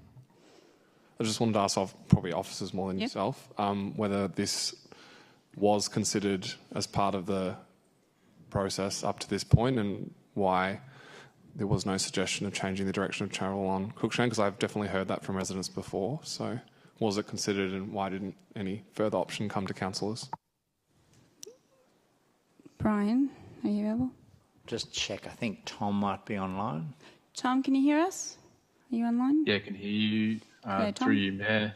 I can't confirm whether a full investigation of reversing the travel direction of Crookshank Street has been undertaken as part of the community consultation that's been conducted on this project. All right, you have to take it on notice. If you were going to ask me a little bit, I think that it was only a trial for that intersection. It didn't extend to this, but any permanent works should consider those kind of factors. All right, so I'll speak to it real quick. I think the suggestion is a good one to balance, because some of the downsides of this permanent intersection is that it disadvantages particularly Crookshank Street having two-way one directions off of Bridge Street. So should it, I'm not even going to say that it will or won't, and I'm not sure what side would change direction, help, I think it's a worthwhile process to investigate. Councillor Sirkoff, would you like to speak to the amendment? Can I raise a point of order? Yeah. Under 23.5, I propose that the amendment purports to be amended, but it's actually not.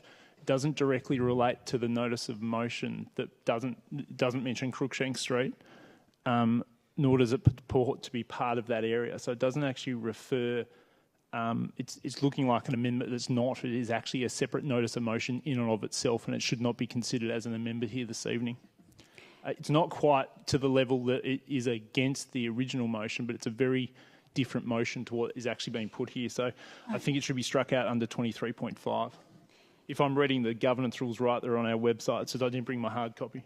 So 23.5, Chair's duty, the motion or amendment shouldn't be a relevant item of business on the agenda and has not been admitted as urgent or purports to be an amendment, but it is not. Must not be accepted by the Chair, is what I'm reading from our website. All right, we will take a break to consider the notice of motion, or the your point of order. To handle the point of order, I think that you're incorrect. However, I'm going to take on board your feedback and adjust the wording to request officers to. Is that what it says? No. You have the new one?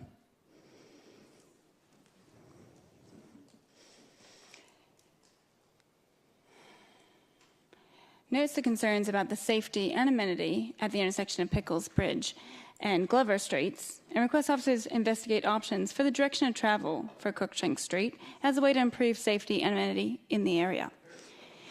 Councillor Sirkoff, would you like to second that? Thank you. Would you like to... Just to clarify, Mayor, can officers clarify, does this mean that we're getting a report back to council, or is it just being considered as part of business as usual?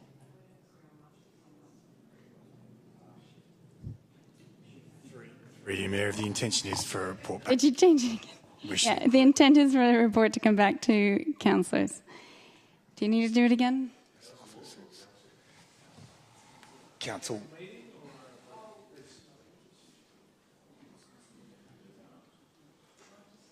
And to report back to council. Yeah. Head of Governance will explain. Through you, Mayor, just to clarify around the point of order that was raised, the determination by yourself was made that Rule 23 states that any motion which is determined by the Chair to be irrelevant to the item of business on the agenda has not been admitted as urgent, purports to be an amendment but must not be accepted by the Chair. You've determined that it is not irrelevant. All right. The last wording to clarify is to provide a report back to council. Councillor Sirkoff, that's okay? All right. All right. So I'll speak to it. I was just going to ask a clarifying question. Yes. So this is essentially an amendment to call for a report. That's basically... Yeah. There's no budget implications at the moment. It is to ask for councillors to speak to us about the process. All right. Did I speak to it already? Okay. I guess I've spoken to it already. So Councillor Sirkoff? Yeah, thank you, Mayor. Yeah, I'll be supporting this amendment, mainly because we're listening to the speakers tonight, and there was mention of Crookshank Street and some of the, I guess, unintended consequences that have occurred with the flow of traffic impacting a one-way street. So if we can at least look at any on-flow effects from this permanent change of to Pickles Street, I'm really happy to find out what the options are and if we can improve the street as a result of any impact on residents and how they get around the streets. Thank you. Thank you. Anyone else like to speak to the amendment only? Sorry, Mayor, I had another question. Are we investigating the options for changing the direction of the street or the merits and optionality of actually doing that, like the process of doing that? My request, and I'm not sure if this is captured, but looking at you, Brian, that you're coming back to us with the process. So it may be that, all right, we could look at doing this way or that way. The door knock, is it a community consultation on cost X? It's very high level, coming back with just understanding if we go about this, not coming back with saying, here's how we're going to do it. Brian, is that how it's intended? That's the approach that Council's officers will take to that resolution. Thank you. Any further clarifying questions? Councillor Pearl, want to speak to the amendment? No, so I'll speak to it if that's all right. Is that okay? We already have this report, councillors, from more than 10 years ago, which is when we made the decision to make that street one way. And effectively what we're asking, this is irrelevant to the motion that we're considering here this evening. If we want to consider this is no small thing that we're considering bringing a report to. It's a substantial amount of work that you're engaging officers to do, which is distracting them from other safety issues in the area. You already have a substantial, or we already have a substantial evidence base that has clearly indicated that this trial is not materially impacting the flow of traffic or safety concerns in Crookshank Street. And we already have a report from more than 10 years ago that considered the traffic behaviour in Crookshank Street, if I don't pronounce it correctly, and the flow that street should have. If you want to make it two-way again, it has a very big impact potentially on amenity, albeit that might be an extreme option, but that's something that we could potentially consider. If you want to change the direction at all of that street in a one-way fashion, or amenity around the way it intersects with the other streets around it, it has a material impact, and that will have to be analysed substantially through very expensive surveys to bring us a report that we can make a good quality decision on. I don't think that is a useful allocation of resources, particularly when we face substantial traffic issues across the city. I want lots of things in this city and adjacent to the intersection that we're actually talking about, such as Kerford Road, speed limit being reduced, etc. But I wouldn't put that in somebody else's notice of motion that doesn't really relate to that. It should be brought as a separate item through the budget process or a separate notice of motion. So, councillors, you already have the information to assess potentially what this report could indicate. I would ask you to focus on points 1 to 4, because that's what we're here to talk about this evening, and make sure that we make this change clear to officers, that there's no ambiguity, that we want this change to happen as soon as possible, and we don't want another report to come in that delays that change potentially in the future, which is what my concern with this amendment is. As I said before, I think it's irrelevant to the original motion and we shouldn't be considering it anyway, but please vote against it. I have a clarifying question. Would that delay any works that's proposed in 1 to 4? No. Anybody else speaking to the amendment only? Councillor Nyagri? Yeah, I also won't be supporting this. I think, as Councillor Pearl said, I think this is an expensive exercise to undertake, and I think we need to be getting a clearer sense from residents in the first instance before we would go down this path. I also think, like, in terms of investigating the options, there are 3 options, right? There's keeping it that current direction, turning it around the other way, or doing bi-directional. I don't think we need a report to tell us that. And I think at any point in this process, we would need to ultimately go and have a conversation with residents. So I think we can go and do a report, we can have it come back to council, we can spend time and money, but I think ultimately we'd need to know what the residents want. I'd rather us, ultimately just hold our breath a little bit, and if we get further feedback that that's the case, then we can look at it again in the future. These things are always able to come to council, but I just don't understand why we would suddenly add an extra rather large piece of work to Councillor Pearl's notice of motion. Anyone else speaking to the amendment? All right, let's take it to the vote. All those in favour of the amendment? All right, I'll call for a division. All those in... What? Okay, all those against? All right, that fails. I'll call for a division.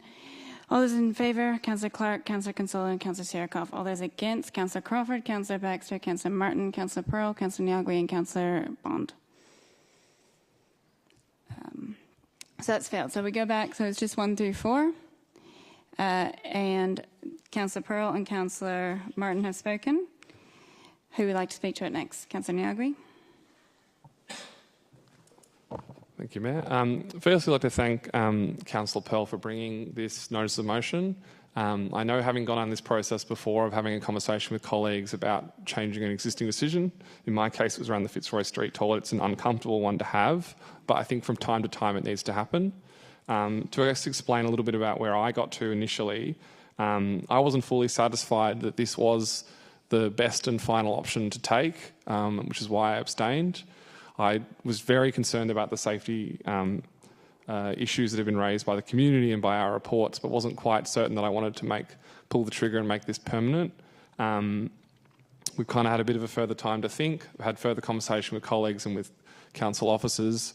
We can continue to be kind of amateur traffic engineers and suggest other solutions, but ultimately it really does unfortunately come down to a binary choice of keeping it closed or opening it.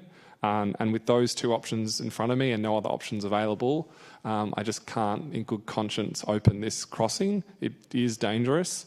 I understand that it can be inconveniencing for some residents, and there are certainly options for us in the future to look at other changes around the community, but I think we've got to kind of stop giving the community lots of false hope by constantly commissioning new reports, constantly having trials. Sometimes we just have to make a decision. In this case, I really do respect what the residents have told us and what the traffic engineers have told us. This is a black spot. This is the option in front of us. And with simple binary option of opening it or closing it, I think in the end we have to make the decision to close this crossing and keep it closed permanently. Anyone else speaking to the item? All right, I'll add. I do think it's really important. I'm all for safety. And what I hear is it's about the straight across movement and it's about that right turn out of Bridge and out of Glover. So it's not about necessarily people who still are able to turn right into Bridge or into Glover. And I think it's achievable.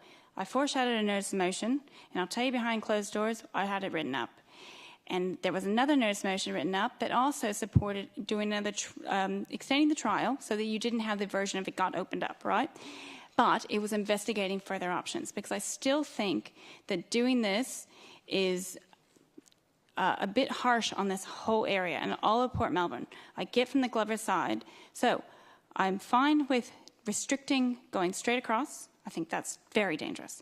I'm fine with restricting turning right out of them. Very dangerous.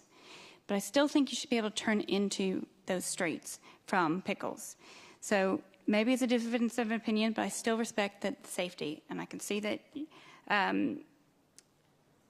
Councillor Pearl has then decided to go with closing it permanently. He got the number, so I withdrew my notice of motion. But I think the suggestion that in one way, I hadn't heard that. And so maybe it's worth a conversation. That's what I was trying to do tonight, because one side of the road will be satisfied. The other side has a bigger impact. And I thought it was worth having a conversation because maybe 10 years ago, I wasn't around to consider it. I was on council 10 years ago. But this is a permanent change to the area, and I thought it was fair. So maybe there will be a notice motion or a petition that comes from this at another time, because I do think that we're doing an injustice to some other people. However, safety, I'm still for keeping those restricted movements as I've outlined. So, thank you. Anybody else speaking to it tonight? Okay. All right, let's go to the vote. Oh, Councillor Pearl, do you want to close? Thank you, councillors, for reconsidering this item. I appreciate it. All right, let's take it to the vote. All those in favour of closing this permanently? All right, so we've got Councillor Clark, what? No, I'm just leaving it. Councillor, oh, sorry, we're not doing division, you're right. All those against closing it permanently? All right, that's passed. All those for closing the intersection permanently? Councillor Clark, Councillor Councillor Clark, Councillor Crawford, Councillor Baxter, Councillor Martin, Councillor Pearl, Councillor Nyagui, Councillor Sirikoff, and Councillor Bond. And all those against, Councillor Consultor. And that's passed. All right, thank you. You can go if you'd like.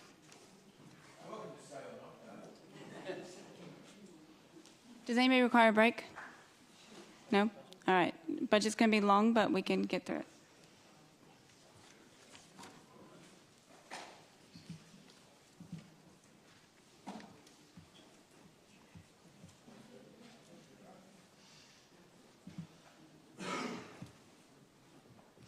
All right, we're on 13.1, Council Plan for 2021 to 2031. This is year 4, the budget for 2024 to 25.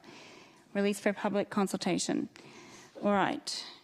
We're going to break this up into sections, but let's start if there's any questions for officers in relation to the report. Councillor Crawford? I note that in our draft budget that we're about to put out, there is $44 million in land purchases for next year as part of our public space strategy. Could officers please provide an outline of the work undertaken so far to deliver on this, like in Fisherman's Bend, just sort of a high level for people to understand what that amount is for? Lachlan Johnson? Through you, Mayor, and thank you, Councillor, for your question. Council's draft budget does include $44 million in land purchases for next year. This is a continuation of Council's program to deliver upon the public space strategy. Throughout this year, officers have been working through several negotiations and purchase processes with property owners across the city to purchase properties for conversion to open space.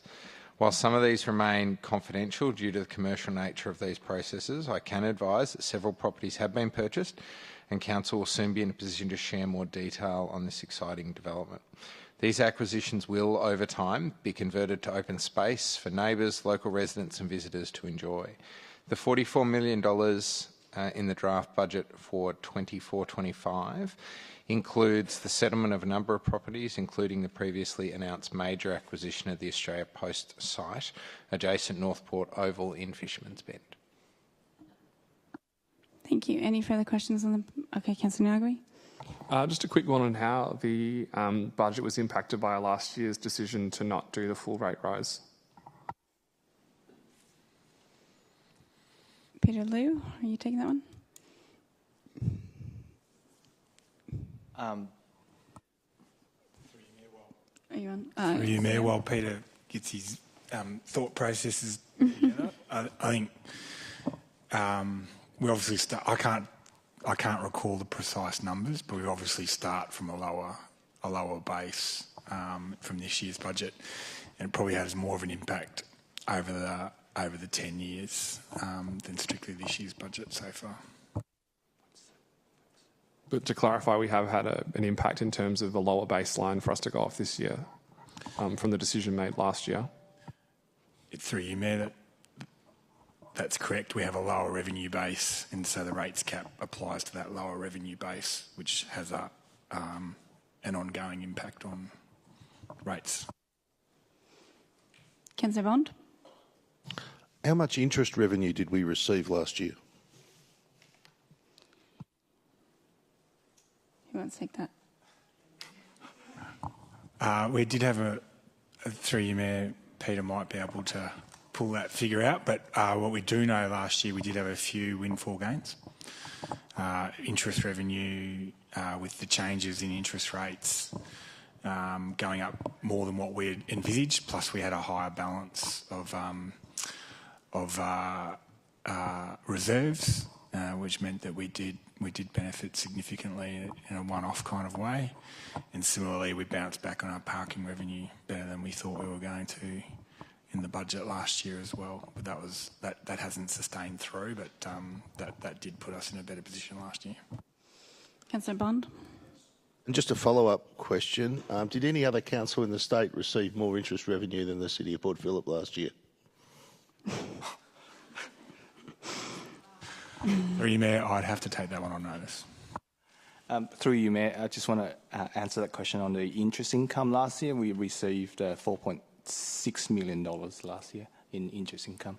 In regards to the loss in a lower base on rates revenues, approximately around 800,000 from last year's lower rates.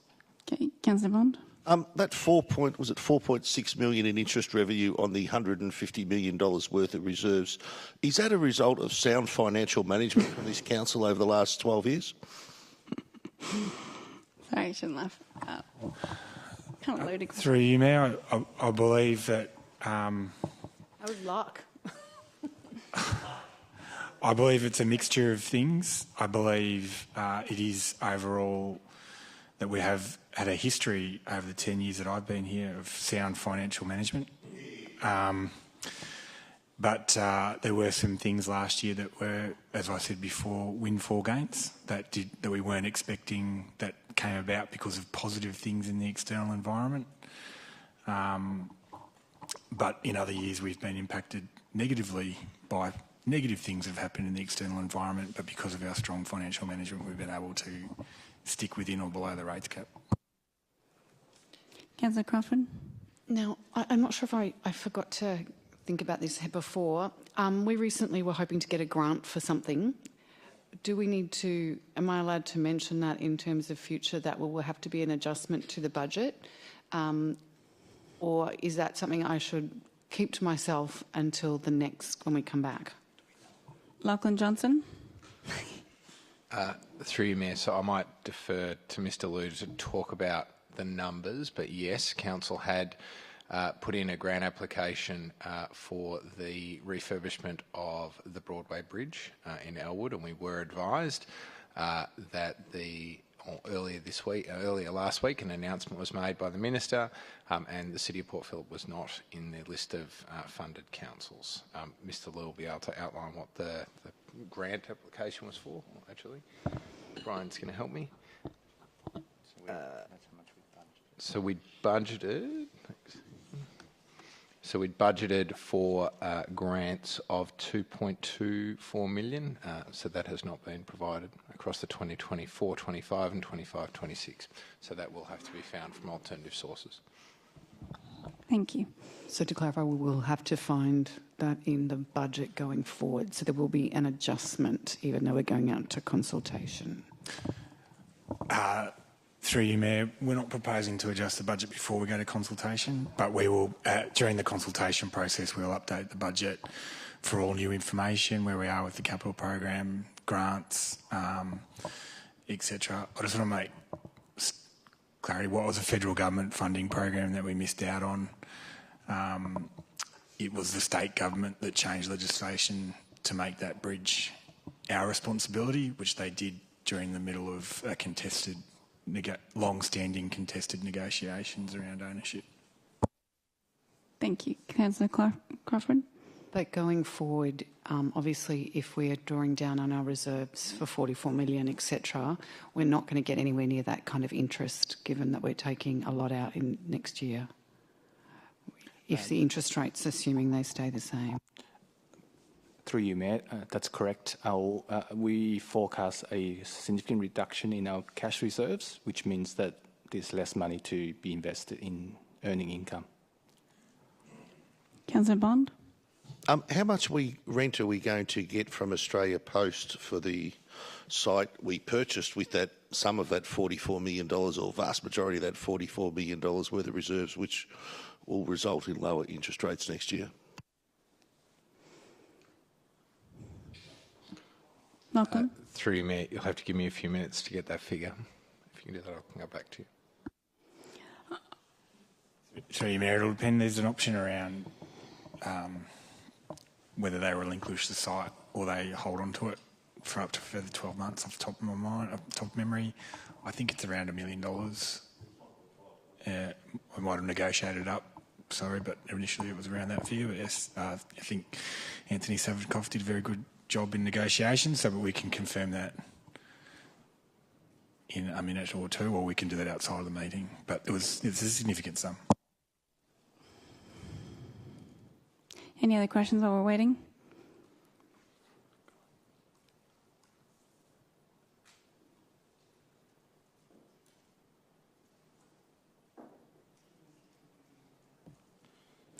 All right.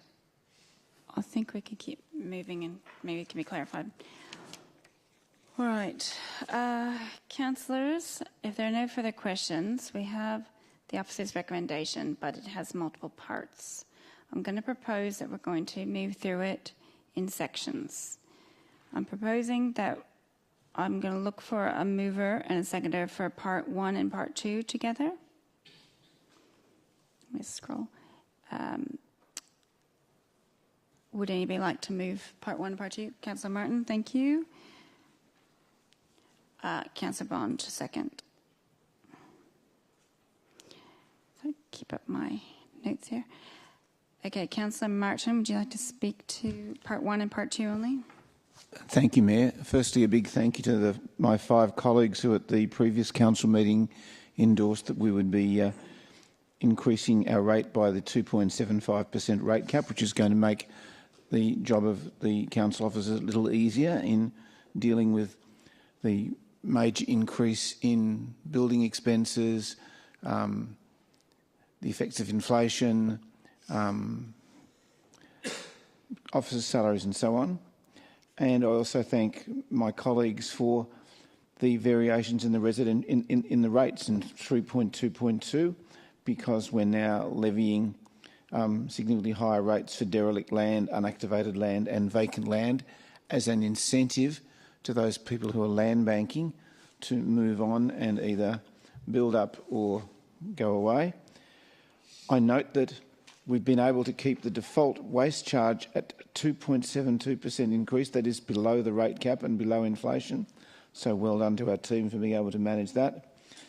I note that we're maintaining our support for those people who are having difficulty paying rates. We're maintaining the one-off weight waivers to a maximum of $750 that we've had in previous years. We've increased the pensioner rebate by 4.8% to $220, and I note in this section that we're also providing an additional $40,000 funding for greater food support within the municipality. I thank the officers for all their work in preparing this part of the document, and I look forward to Council supporting this section unanimously. Thank you. Councillor Baum, would you like to speak to this part? Anybody else speaking to part 1 and part 2? All right, let's go to the vote. All those in favour of part 1 and part 2? That's carried unanimous. Thank you. All right, now part 3 is where we're going to break it up a bit. So 3.5. Sorry, scroll down. Okay, so the way I'm going to word this is that we're moving, instead of part 3, we're doing on part 3.5. Is that what we decided?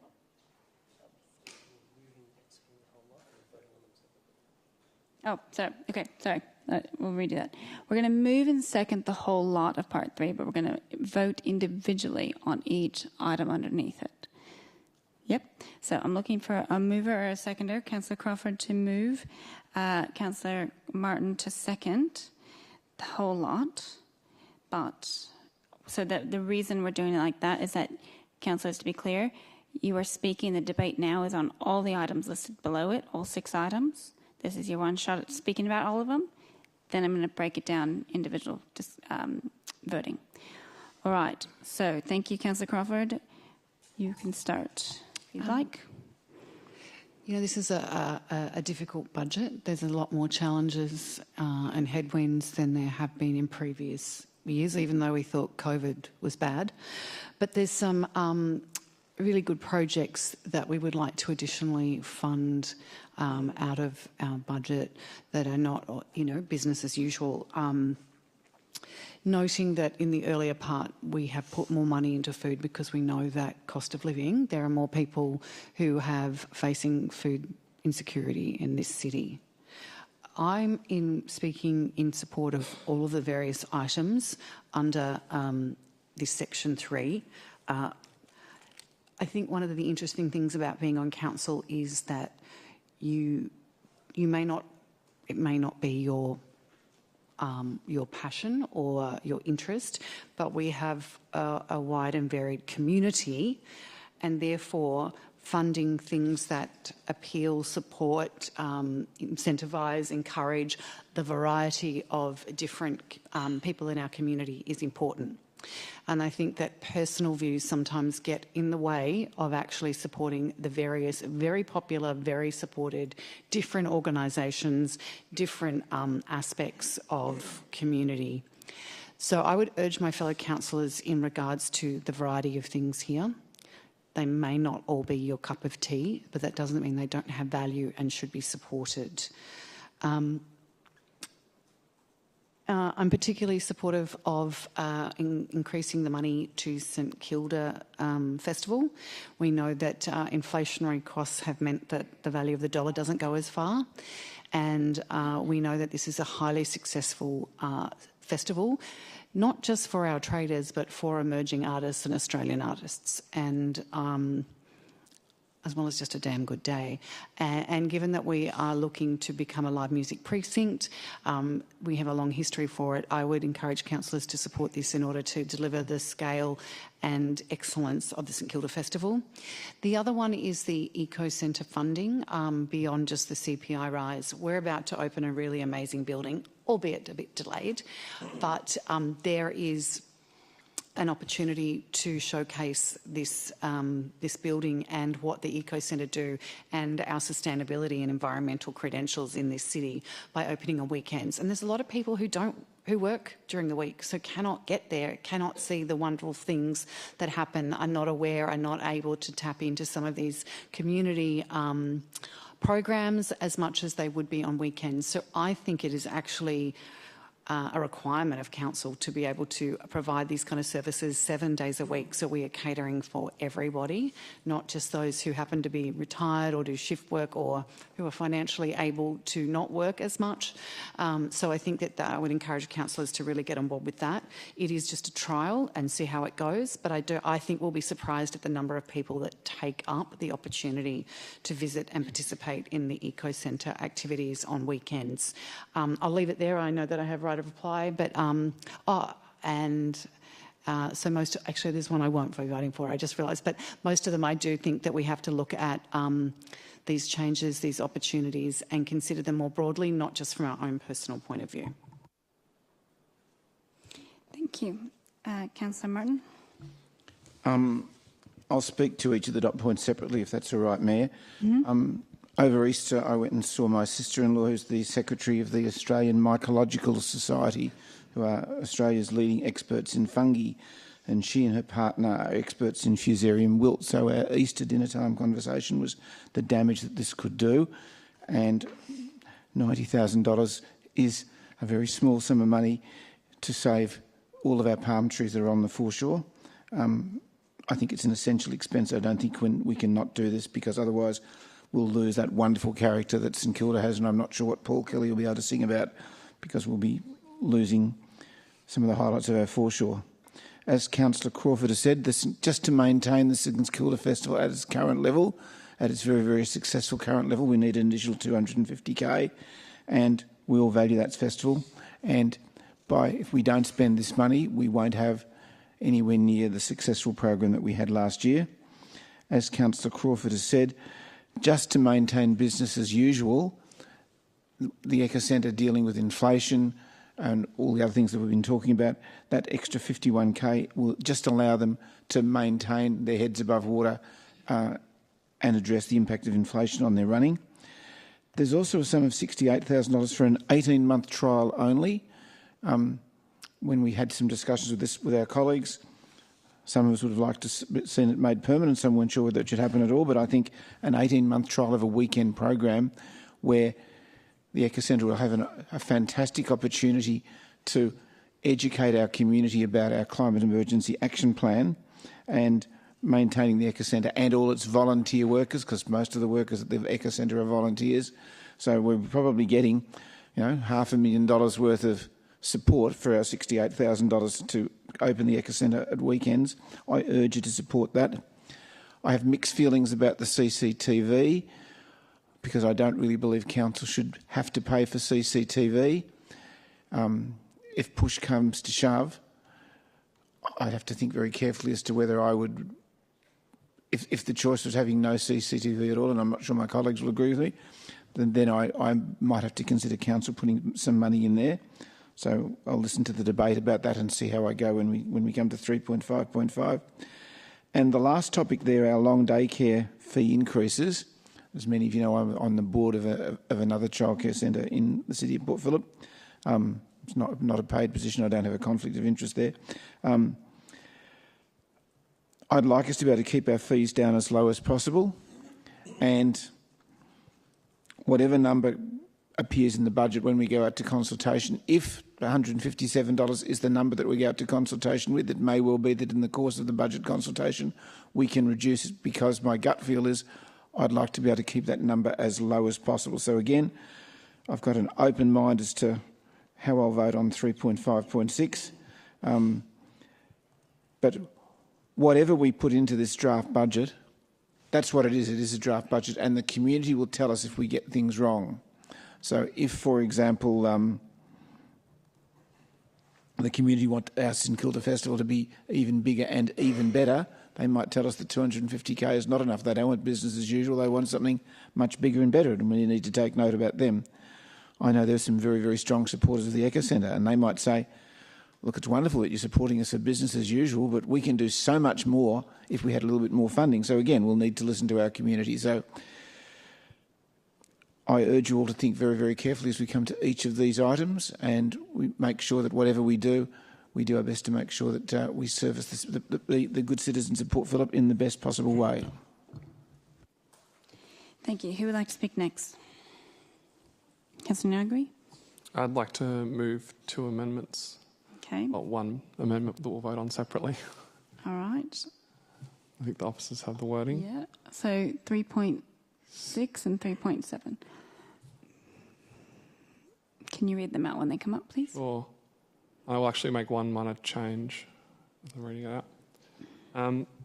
Approves an additional $250,000 in one-off funding to organisations that support private market renters in Port Phillip in recognition of the high levels of distress being caused by the current cost of living crisis. Authorises the CEO or their delegate to develop funding criteria, including determining appropriate organisations. That should be plural. So remove the "an" and add an "s." To deliver the rent relief funding on its behalf. 3.7 notes that the In Our Backyard strategy includes an annual budget commitment of $500,000, which is due to end in the 2024-2025 year. Notes that this program has supported affordable and social housing in Port Phillip and is therefore important to allocate provisional funding in the 10-year financial plan. 3.7.1 approves a commitment of $1 million per annum for 10 years, commencing from 25-26, subject to Council's future renewal and endorsement of the In Our Backyard strategy. Thank you. Councillor Baxter, do you have a hand up for a reason? I was going to second it, but I think we just think, do you want me to add the word? They should do. I've got it. Yeah, if they want it. Oh. I think we can take the clarifying question now. So I've got a clarifying question of Councillor Nyagi with his. If we could bring up the rent relief amendment, please, so I can see it in front of me. Do you have a printed version? Where it talks about delivering rent, in the very last line, it talks about delivering rent relief funding. Does this mean that we'd be giving renters money, or does it mean we'll be providing access to services such as legal aid and things like that? So how exactly do you see those funds being used? What do we exactly mean by rent relief services?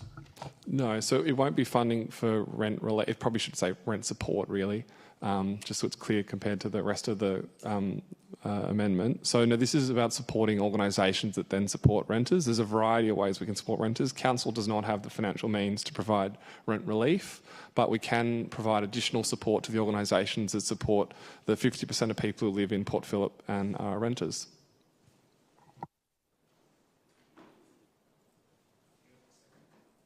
Did we get it all typed up? All right. So, Councillor Baxter is second. Councillor Nyagu, would like to speak to it? Thank you, Mayor. We're going through probably one of the worst cost of living crises our country's ever seen, and it is hitting many people in our community very hard, but probably one of the key groups it's hitting very, very hard are those who are in rentals, those in social housing, those at the lower end of society who are really struggling.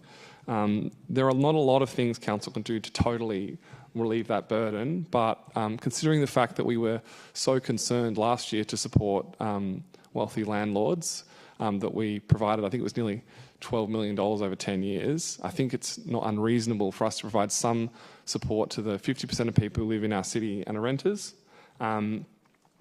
I don't want to be too specific in the kind of programs. I have some things in mind, but I don't want to name names of organisations and stuff because I would like them to be able to apply and I don't want to create any kind of probity issues. But there are lots of organisations that provide legal support, that provide social services and other assistance to renters that are really, really important and really critical for renters who are doing it tough. I think it's something that we can do that is small. It's not a huge commitment, but I think it will provide a bit of support to a number of organisations that are providing really vital work to a cohort of people who are really, really struggling right now. I really cannot stress enough. I feel like every time I'm having a conversation with friends who are renters as well, people are really struggling. I feel like you go down to the supermarket, you go literally anywhere at the moment, and the prices are really scary. We're seeing double-digit increases in people's rent. We're seeing a number of people who are losing their housing, having to move further out, or moving into social housing or even homelessness because of the current crisis. We can't do everything to fix it, but we can provide additional support to the many wonderful organisations in Port Phillip that do provide support for renters. In terms of the second part, we have over 20 years now have been providing a financial commitment year on year to social housing. It's been done through 10-year plans. It's sort of business as usual. For whatever reason, and it's debated among councillors, but I would see it as a complete cut for us to approve a budget that has the funding fall off a cliff at the end of this financial year, to provide no certainty for the many community organisations and others who we've provided funding for in the social housing space beyond this financial year.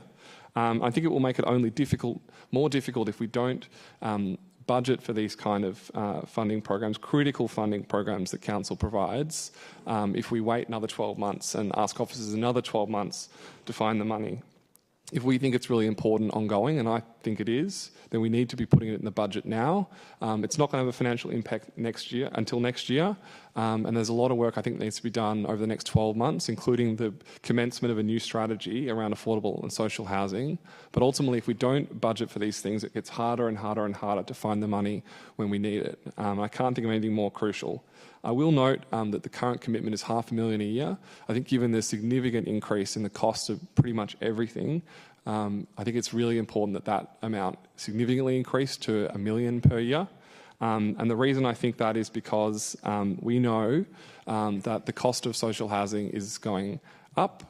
There are many different ways that council can provide support, and we have done other things, including leveraging our properties, but ultimately we know, and we've got two fantastic projects to show for it for the last 10 years, that cash contribution is critical. It's what helped us deliver Marlborough Street, it's what's helping us deliver Wellington Street, and without that cash contribution, these projects are just a little bit harder. So I think it's really important that we budget for that commitment going forward, and we don't just kick the can down the road and cut off social housing funding after this year. Thank you, Councillor Baxter. Would you like to add? Thank you, Mayor. Yep, definitely agree with what Councillor Nyagu has said. We here on this council represent 90-something thousand, no, more than that. That's the amount of voters. It's over 100,000 people in this area, and so many of them contribute to council in so many different ways, whether that be by paying rates, paying fees, paying all the other sorts of levies or booking fees or all of those sorts of things that we charge, as well as people contribute to our community by volunteering or operating organisations and things like that. We need to take care of all these people during this cost of living crisis, in particular housing and rental crisis, but there's certainly other cost of living elements that are out of control as well. I know that there are people across the spectrum of wealth who are feeling this crisis, and people who may have a house are feeling this crisis, and people who don't have a house may be feeling this crisis. The difference is that someone who has a house has several $100,000 worth of equity to potentially fall back on if they need to. The renter who doesn't has nothing. And I think that when we talk about who we can provide support to, we often talk about the pointy end, you know, the people who are in most need. But we as a council are not always good at providing that level of support to the people who are in the most need. And I think this is one way that we can actually, you know, put our money where our mouth is and show that level of support for those people who are desperately in need, who don't have any wealth to fall back on at all, and who are living, you know, week to week, concerned about their landlord increasing their rent or whatever, because their landlord feels like they need to, you know, raise it in order for them to get by. This is about taking care of our whole community, starting with, as has been noted, pretty much half of them that contribute in many ways to this council, but may not get many of the benefits of our services or other things that we do. So definitely support this. With regard to the funding for social housing, this is something that's in Port Phillip's DNA, and one of the most disappointing things for me about this council term was the feeling that providing social housing was not a priority for this council, and that's not having a go at any individual councillors. That's a feeling that I've had about the sort of the political makeup of this council. I really think that we can demonstrate to our whole community that we are committed to providing housing for people in a housing crisis by putting some money behind it. So that's what I've got.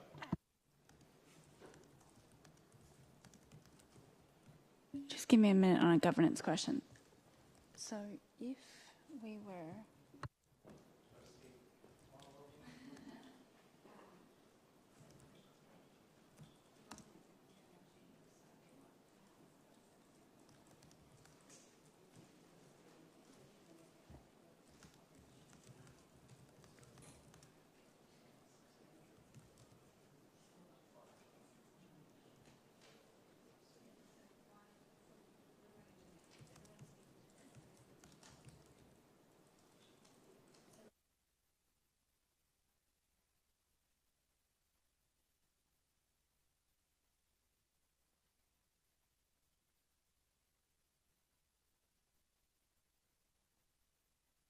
Yeah, I'm asked the head of governance to explain this one. Through you, Mayor. So just to clarify, we're relying on Rule 33 of the governance rules, which is where a motion contains more than one part, council may request the chair to put the motion to the vote in separate parts, which has occurred. And Rule 34, the chair may separate motions or move en bloc. The chair may decide to put any motion to the vote in several parts. So as you've stated, you've decided to separate part 3 of this motion. Councillor Niagui has since moved these two items, 3.6 and 3.7, as amendments. The debate is now occurring on all items, and rather than voting for these to be considered now, because the substantive motion has been split up, you'll vote all together on individual items. Okay, clarifying question. Well, I'm not sure if that's what he's saying. because the problem is with that is that Councillor Nyagri just spoke and Councillor Baxter just spoke only to the amendment. So am I giving them the ability to go back and speak again on everything? I think that would be... Okay, so... No, he's saying a different version. I know it's a bit confusing, that's why I want to explain. So I think that we would give the opportunity for Councillor Nyagri to go back and speak to all the other items if you'd like now, and Councillor Baxter, you have the same opportunity, but we're going to go through 8 votes then instead of voting this now.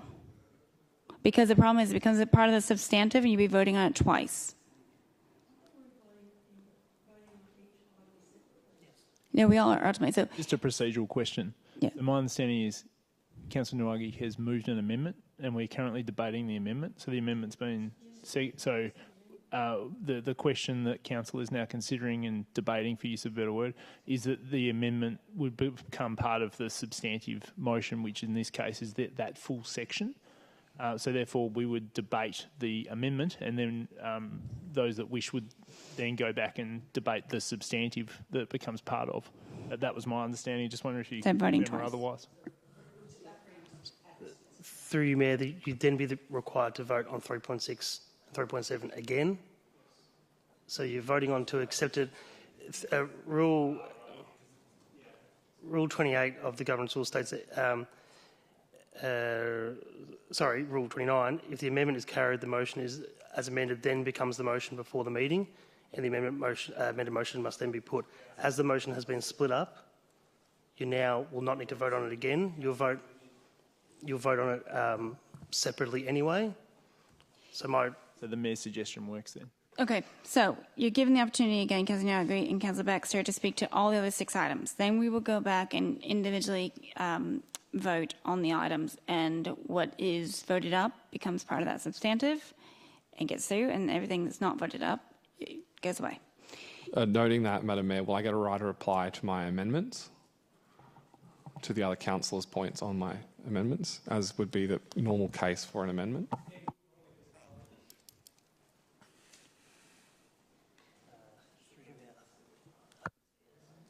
So Councillor Crawford will get a right to reply and Councillor Nyagri. Through you, Mayor, that's correct. And in what order? Councillor Crawford. You can't be. All right. I think that we're going to have to move forward. So my interpretation from all this is that I'll give the opportunity for Councillor Nyagri and Councillor Baxter to also speak to everything else in the item. We will go through the vote. So before the vote, the right of reply will go to Councillor Crawford and Councillor Nyagri. But I think it should be that Councillor Nyagri goes and Councillor Crawford is ultimately the last because she did the first one. Yeah? Okay. We're going to do this, and hopefully it's...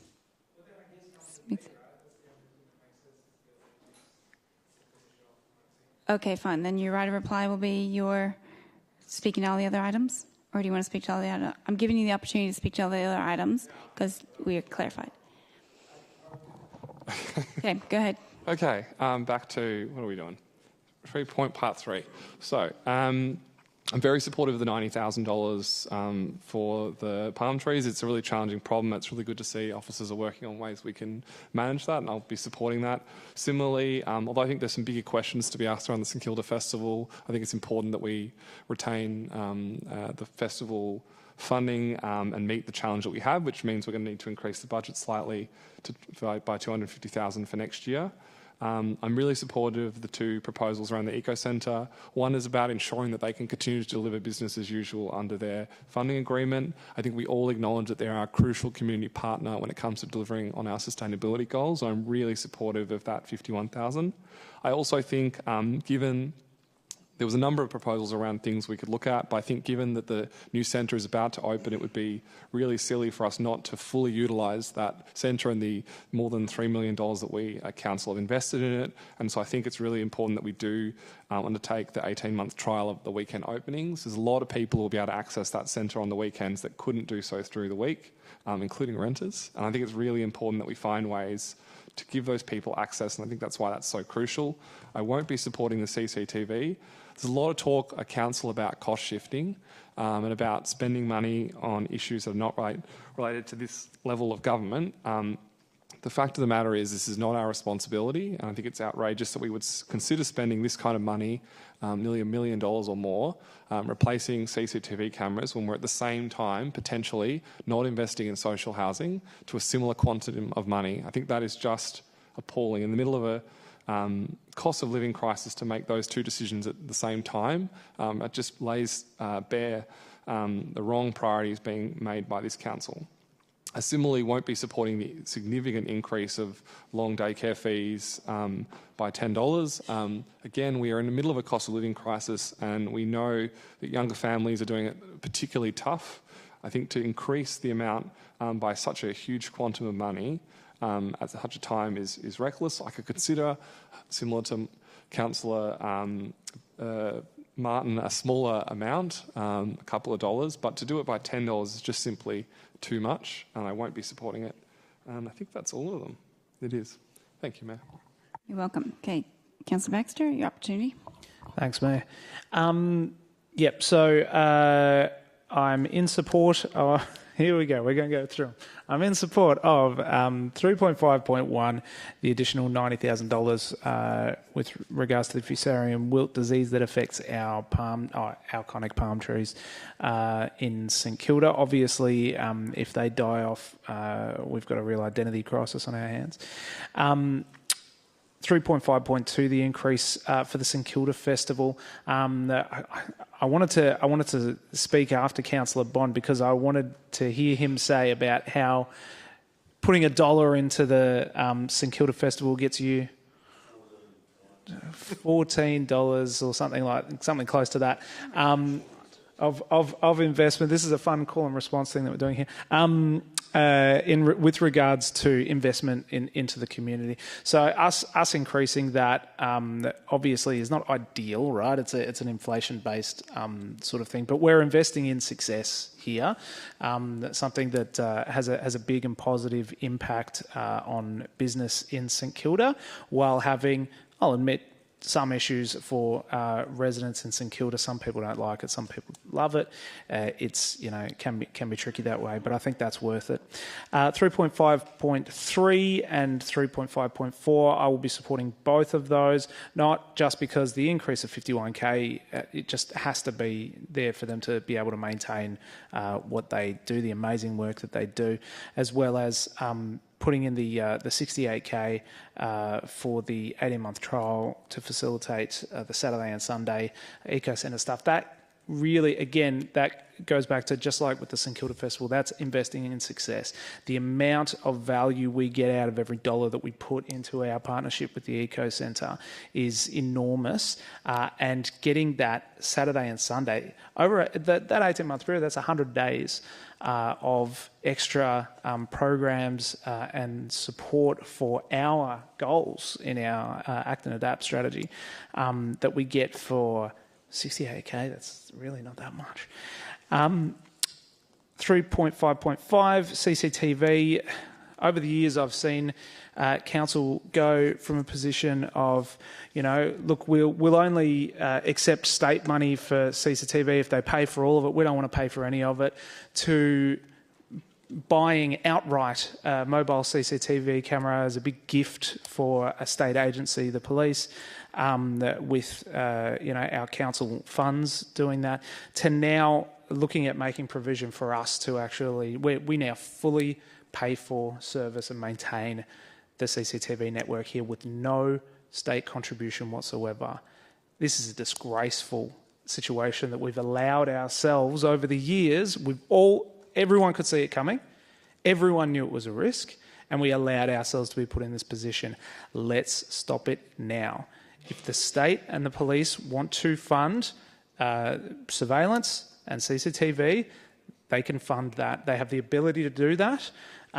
We should not be doing that, and we are making ourselves an easy mark for any other state agency to go, well, council will pay for it, because we know this council will take on state agency funding for the hell of it, as long as they think that it's important. 3.5.6, I won't be supporting the increase in long daycare fees. It's just not something that we can impose on our community at a time like this. I'll probably leave it at that. Thank you. Who would like to speak to the budget? Next, we've heard from Crawford, Martin, Niagui, and Baxter. So everybody else is allowed to speak. All right, shall we go to closing remarks? All right, I will go. I'll speak. CFO, did you have something to say?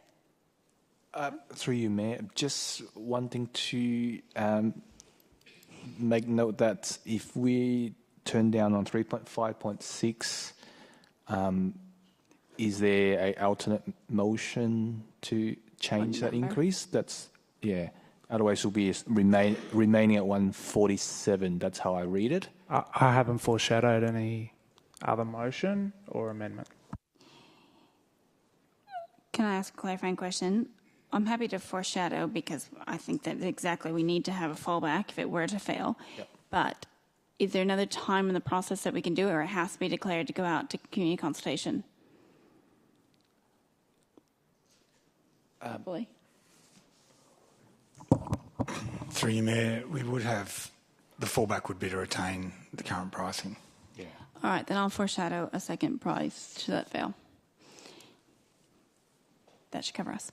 Okay. How would I do it, though? Like, it should fail. I foreshadow. How do I move that?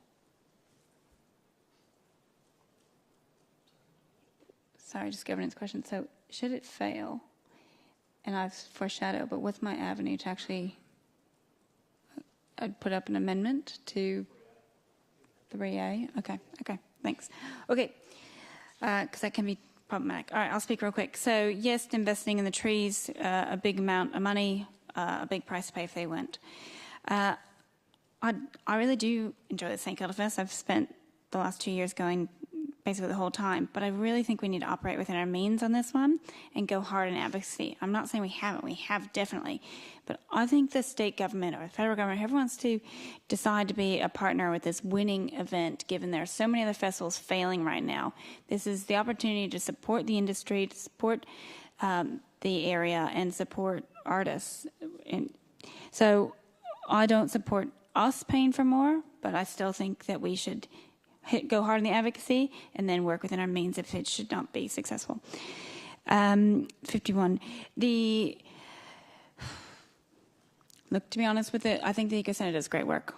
I do think that there needs to be an avenue to say how much, to see if we could get where we reduce the funding on that. But I think it's also fair to say what you're delivering now, there's a cost to it, and I accept that we need to keep up with whether you call it inflation or whatever it is. That 51,000 I will be supporting.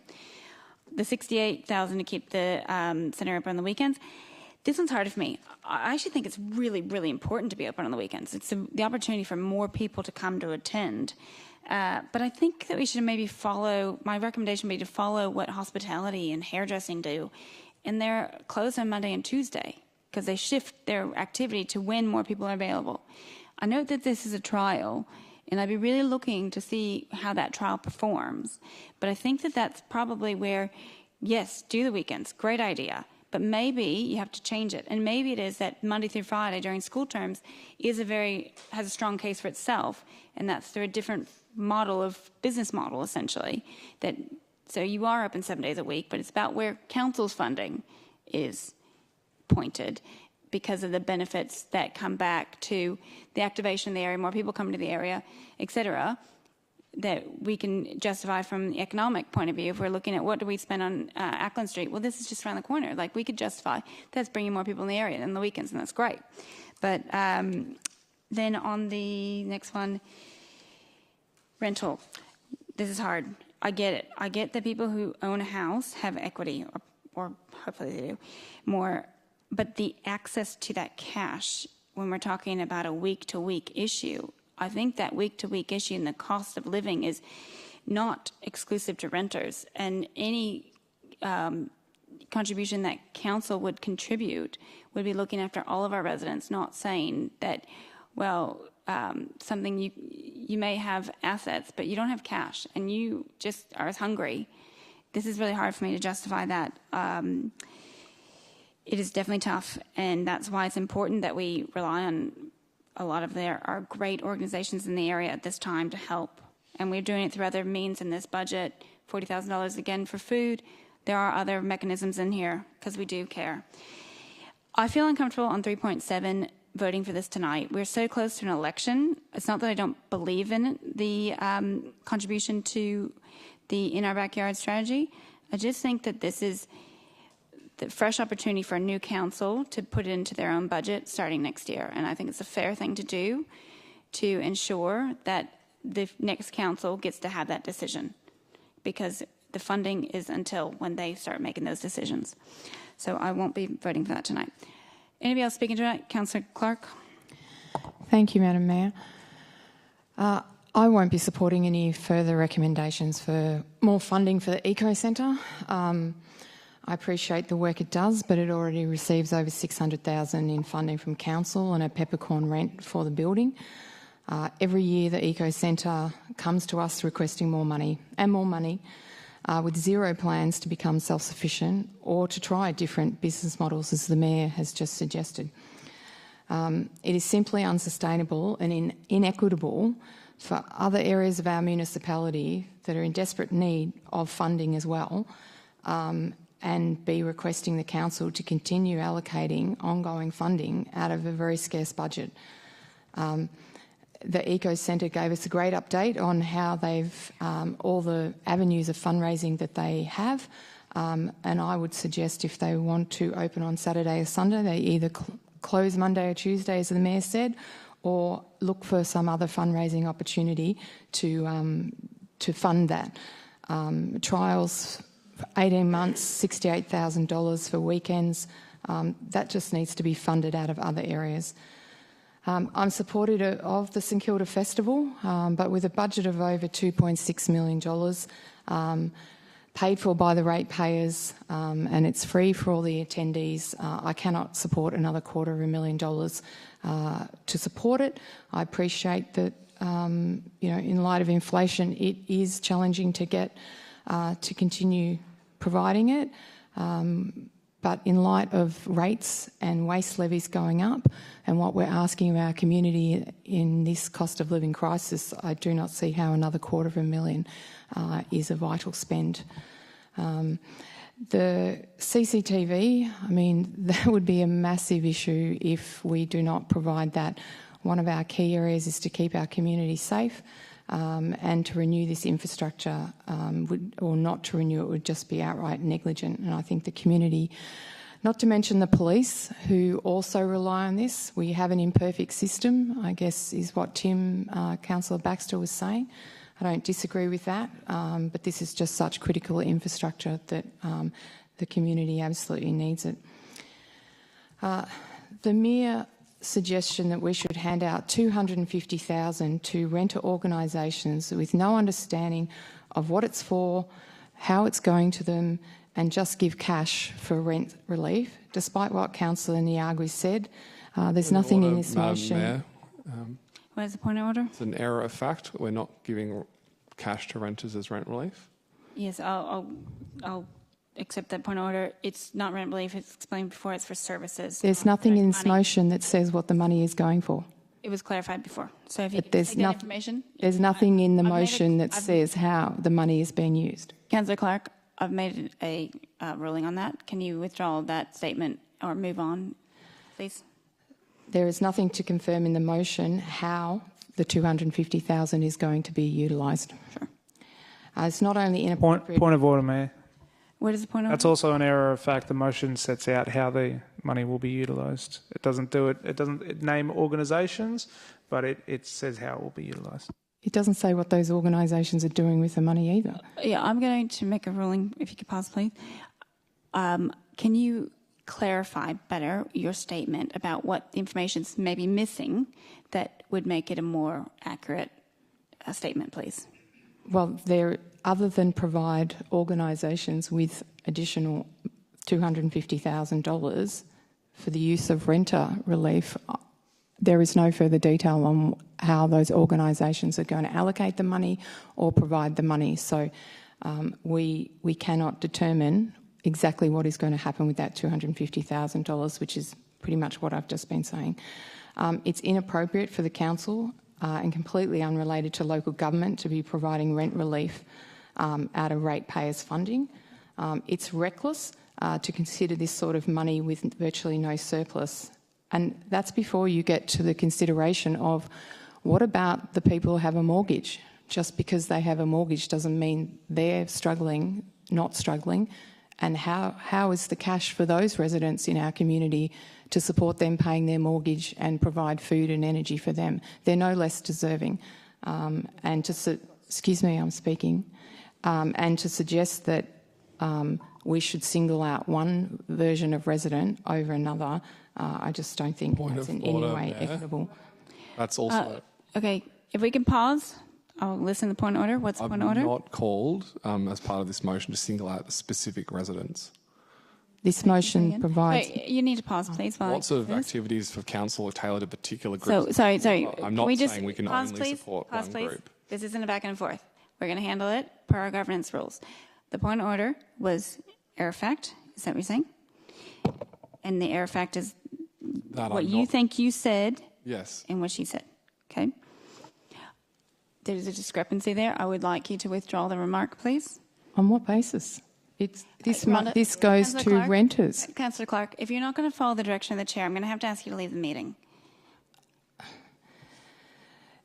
This motion is about renters, and this motion does not provide any other funding for people who don't rent, who are doing it just as tough and are no less. Point of order, Mayor.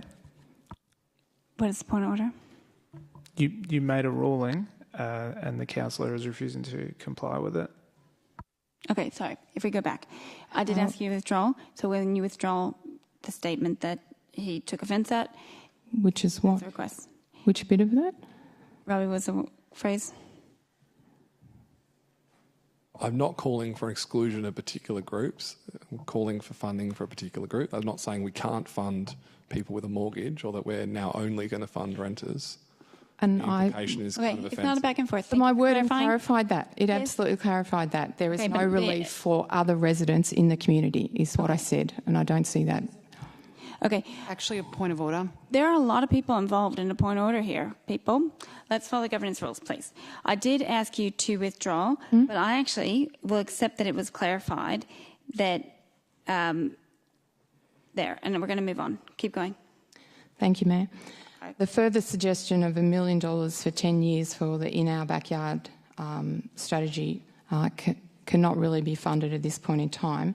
The current funding ends in 2025, and it is appropriate for the next council and council officers to do a proper review of this funding. And as the next council will come in, I think that's the time for the review of this funding and not at this point in time. Thank you. Thank you. All right, Councillor Sergoff, you had your hand up. Yep, thank you, Mayor. I want to address the amendments to this motion 3.6 and 3.7. I just don't think it's really a good spend of money spending $250,000 on another set of services when there are already services that do exist for renters if they need assistance with their rent or legal advice regarding rent. Some weeks ago, when we were discussing the draft budget, I did provide to the CFO a list of services that already exist by the state and federal government, and that CFO did provide that list of services to the other councillors. I have that list in front of me. A point of order, Madam Mayor. What is the point of order? We're not funding additional services, new services. We're funding existing organisations. We're not setting up new services. We're simply supporting organisations that already provide renters with support. We're providing them with additional funding to do those services more. Oh, thank you. Thank you for pointing that. I need to finish that. So it was an error fact. You were clarifying. Thank you for clarifying. Keep going. Thank you, Councillor Niagui, for clarifying that. So this is even more interesting because now we're providing $250,000 to services which already exist. There's at least six services. We've got the Australian Government Rent Assistant, which helps with payments. These people are help with rental payments to low-income individuals and families. We've got Tenants Victoria. We also have Tenants Issues and Legal Services, Support for Renters, Victoria Legal Aid, Consumer Affairs Victoria and a Renters Guide, and Tenants Union of Victoria. So we already got state and federal services set up. They're established. Renters, and I don't like seeing any renter going through any difficulties, and also having to deal with the crisis of the cost of living. It's unfortunate. Everybody is suffering in some way, one way or another. So when we've already got services that are set up, which is a really, really good thing, I don't see why we should be spending another $250,000 to existing services then. As for point 3.7, I agree with several other councillors here who have already spoken that I think the commitment of $1 million from future budgets starting in 25-26 should be for their consideration and for what funds are available in the budget in the future. I also see that so I don't think that we should be making a decision tonight for the future councils. As well, I see this as Councillor Niagui was talking about cost shifting a little bit earlier. This I see as a cost shift from state and federal governments to council to be providing funds for social housing. When the state government has already got something like $5.4 billion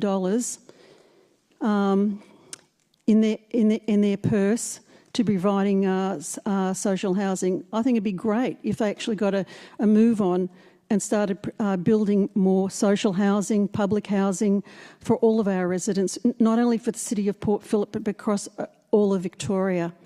And I don't think it's necessary that I just find it really a poor situation when there's cost shifting of these type of bills from state and federal to local council. So I'll leave it at that. Thank you. Thank you. We have two councillors haven't spoken yet. Would you like to speak?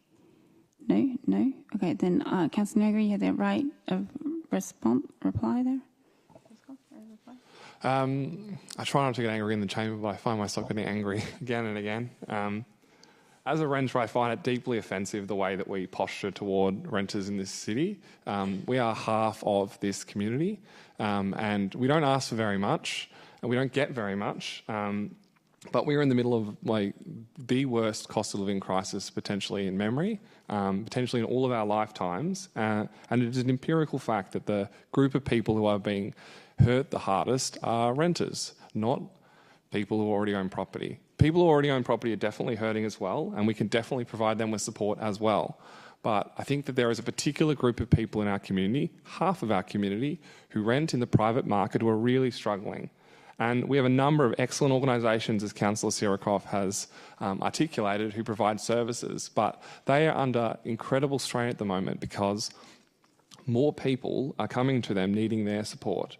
And so we can respond as a council in a mature way and provide additional funding to some of those organisations through a one-off spend this year of $250,000. We're not spending millions and millions of dollars. A small amount of money that will go a significant way for a number of those organisations, like the tenant union potentially, to provide further assistance to renters who are really doing it tough right now. And similarly, we can provide additional support through social housing. When we talk about binding future budgets, we are the ones deciding not to keep it in the budget. We are deciding about the future tonight because we are doing a 10-year plan. And our 10-year plan has funding for lots of things in our community. But the thing it doesn't have funding for the first time is social housing. That's out of the budget. So after this year, there is no more funding for social housing. After decades in this space, decades and decades of proud development of social housing in this municipality, there is no money. The pipeline is empty. There is no plan. There is no further support. And I find that so appalling, particularly in the context of, as I said, a cost of living crisis unlike any other. And the fact that we're doing that at the same time that we want to spend more money on other things like CCTV, at the same time that we ripped out about $10 million from the budget for predominantly wealthy landlords who were doing it tough last year, is just galling. And I hope every renter remembers that this council has decided it's going to turn its back on them for such a small amount of money that they need. Councillor Crawford, would you like to close? So my closing overall? Everything. I have to say, oh my goodness, I don't know that that was a very dignified debate, and I'll say why. Sometimes I think we need to stop and listen to what we say, and we are all good at political posturing, but our job is to be here to provide and support our community, full stop. And that looks like very different things, and people may agree or disagree on very different things. But you actually can't, in arguments, have any credibility when you say you can't shift. If your argument is you're not supportive of something when you because it's cost shifting, but then you support something else that is cost shifting. And I think we have to be really clear. Just say you don't support it, full stop. Sometimes making these inane arguments just undermines our whole credibility as a council. You don't want to support that, fine, that's okay. But don't play this. You can't say you're against cost shifting but agree for it on one item and not on the next. Now, I do want to clarify.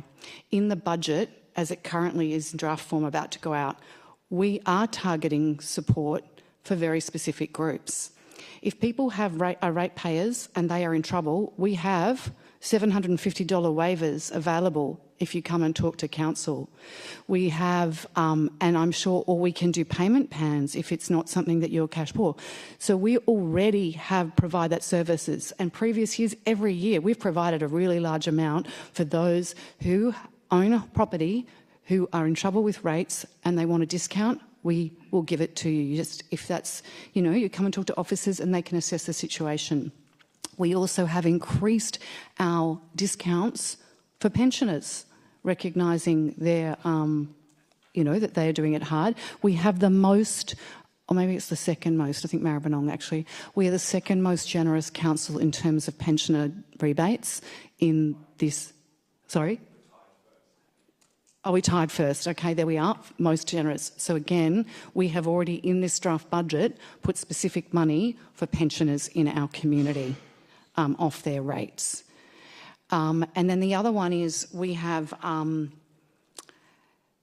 also targeted knowing that there is food insecurity, a greater food insecurity. So we've put money into existing organisations. We've given them extra funding so they can buy more food so people literally cannot go hungry in this city.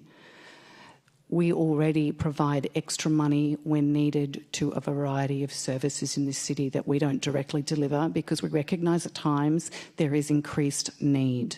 So the idea is it's just insulting to make the argument that it's actually insulting to make the argument that there are other services. Yes, services that are creaking at the seams, splitting because they have so much demand. And our role, and we have done it for many different organisations over the time, in their times of need has stepped up and either provided an interest-free loan, whether it's to a sports club for a kitchen refit, or times when things were not easy, we've provided money and stepped up. And they are already existing organisations that were already delivering services or community groups, but at times they need more money to help look after or provide services for our community. That is what council does. So please don't play this insulting game that we don't do it and it's unnecessary. That is what council always does. And it has been, in my 8 years, different things at different times. Whether, sporting clubs, arts organisations, we always do that. So I just want to ask you, councillors, to at least have the dignity of reasonable debate.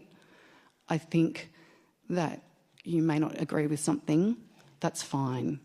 But let's actually have some credible debates on this one.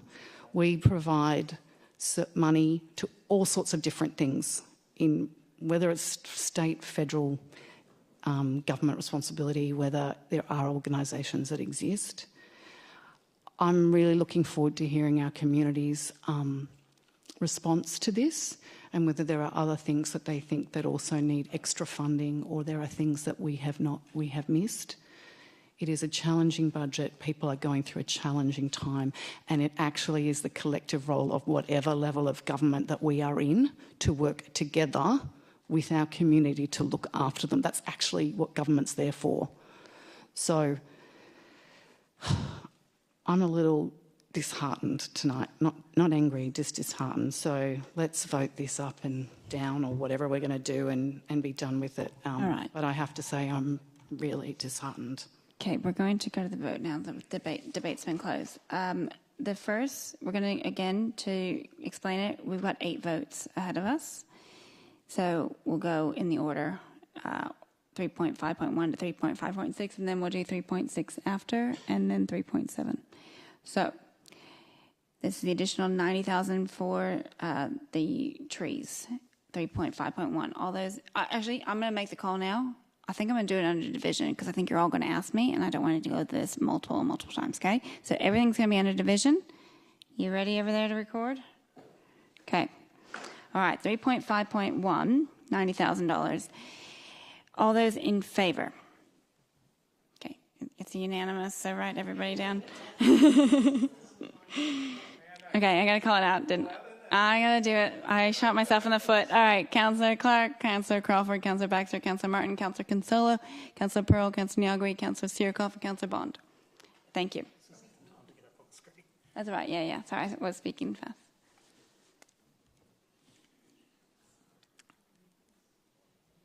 While they're writing, next is 3.5.2. This is the $250,000 for the St. Kilda Festival.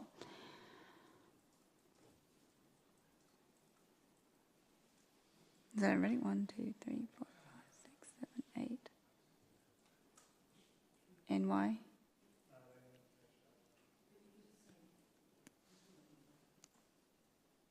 Okay, cool. Yay. All right, thank you. Sorry, this is, maybe I jumped ahead of it. Okay, 3.5.2, $250,000 for St. Kilda Festival. All those in favour? Okay, that's Councillor Crawford, Councillor Baxter, Councillor Martin, Councillor, did you have your hand up or down? Councillor Pearl, Councillor Nyagui, Councillor Bond. All those against? Councillor Crawford, Councillor Consultation, and Councillor Clark. Sorry, I said it wrong. Councillor Clark. No, fair enough. Fair. I think appreciate that. Councillor Clark, Councillor Sirikoff, and Councillor Consultation. Thank you.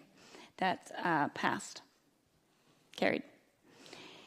Okay, 3.5.3. This is an increase of $51,000 for the Eco Centre to provide for cost of inflation cost pressures. Sorry, it's moving on the screen. I'm reading. All right, all those for, raise your hands. Councillor Crawford, Councillor Baxter, Councillor Martin, Councillor Consultation, Councillor Nyagui. No, I didn't miss them. I was waiting for them to catch up. So that's 1, 2, 3, 4, 5. That okay. And against, put your hands up. Councillor Clark, Councillor Bond, Councillor Sirikoff, and Councillor Pearl. That's carried. Thank you.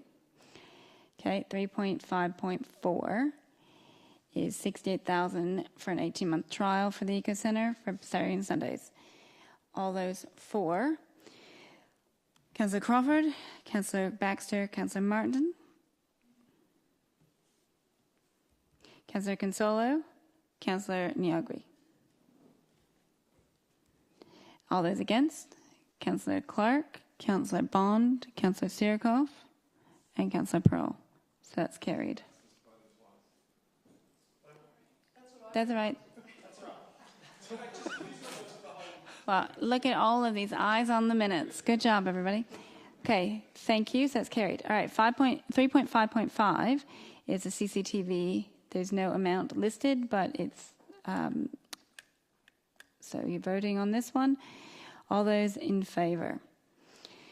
Councillor Clark, Councillor Crawford, Councillor Martin, Councillor Consultation, Councillor Pearl, Councillor Sirikoff, and Councillor Bond.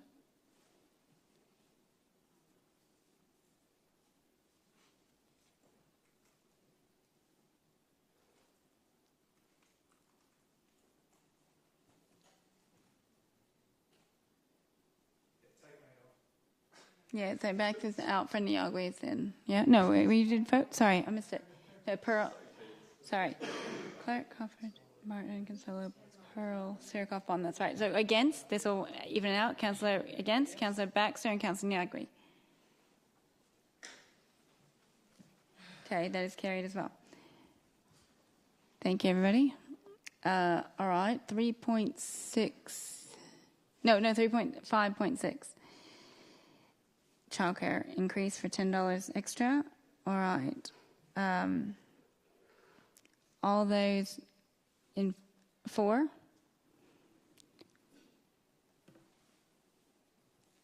All right, so we've got Councillor Clark. So you're writing down. You got Bond, Clark. Sorry, I'll read yours. Councillor Bond, Councillor Pearl, Councillor Clark, Councillor Sirikoff, Councillor Consuelo. All those against? Councillor Crawford. We're writing different order, but that's okay. Okay, Councillor Crawford, Councillor Baxter, Councillor Martin, and Councillor Niagara. And that's carried. Okay, 3.6. Nearly there. 2 more. Thank you, team. Okay, this is now the additional $250,000 for renters relief fund, like service funding. All those for? Councillor Crawford, Councillor Baxter, Councillor Martin, and Councillor Niagara.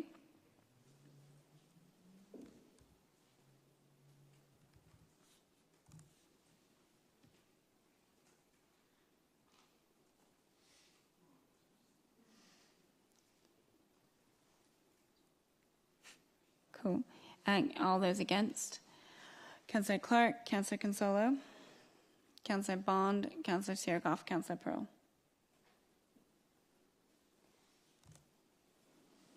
So that's lost. Then 3.7 in our backyard, $1 million for the next 10 years. All those for? Councillor Crawford, Councillor Baxter, Councillor Martin, Councillor Niagara. You could probably copy the previous one, it looks like. All those against is Councillor Clark, Councillor Consuelo, Councillor Pearl, Councillor Sirikoff, and Councillor Bond. And that's lost.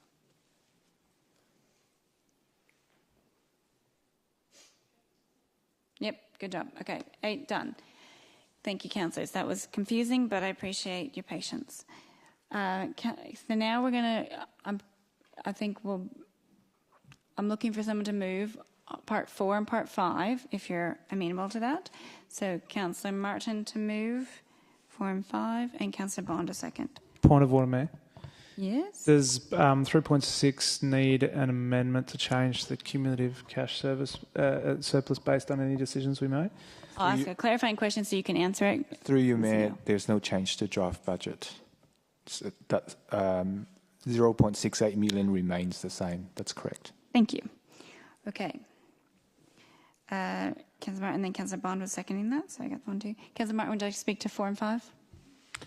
Very briefly, for those people who are listening out there, we've actually changed the way that we're going to be receiving feedback from the community. We're going to have our community feedback meeting a little earlier on the 14th of May, and that gives council more time to consider those submissions. So I think that's a positive move, gives us more time to listen to those people who wish to come along and make submissions, and also to those people who are involved in the community consultation process. So an excellent change. Thank you, Councillor Bond. Anybody else speaking to part 4 and 5? All right, let's take it to the vote. All those in favour? That's carried unanimous. Thank you. All right. We still have more to go. Does anybody need a break? Nope. It was 4 and 5. I hope you weren't changing your vote. That's part 4 and 5.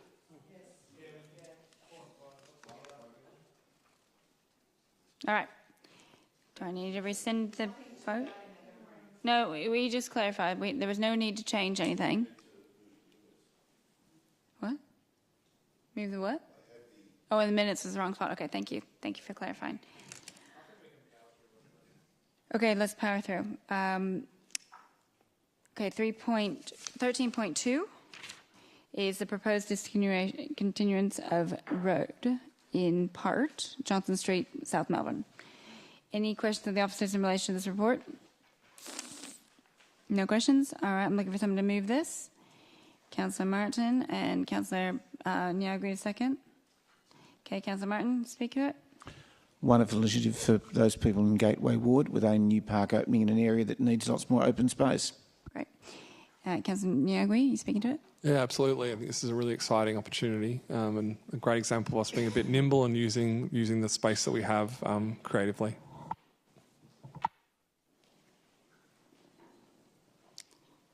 All right, anybody else speaking to the item? All right, let's take it to the vote. All those in favour? That's carried unanimous. Thank you.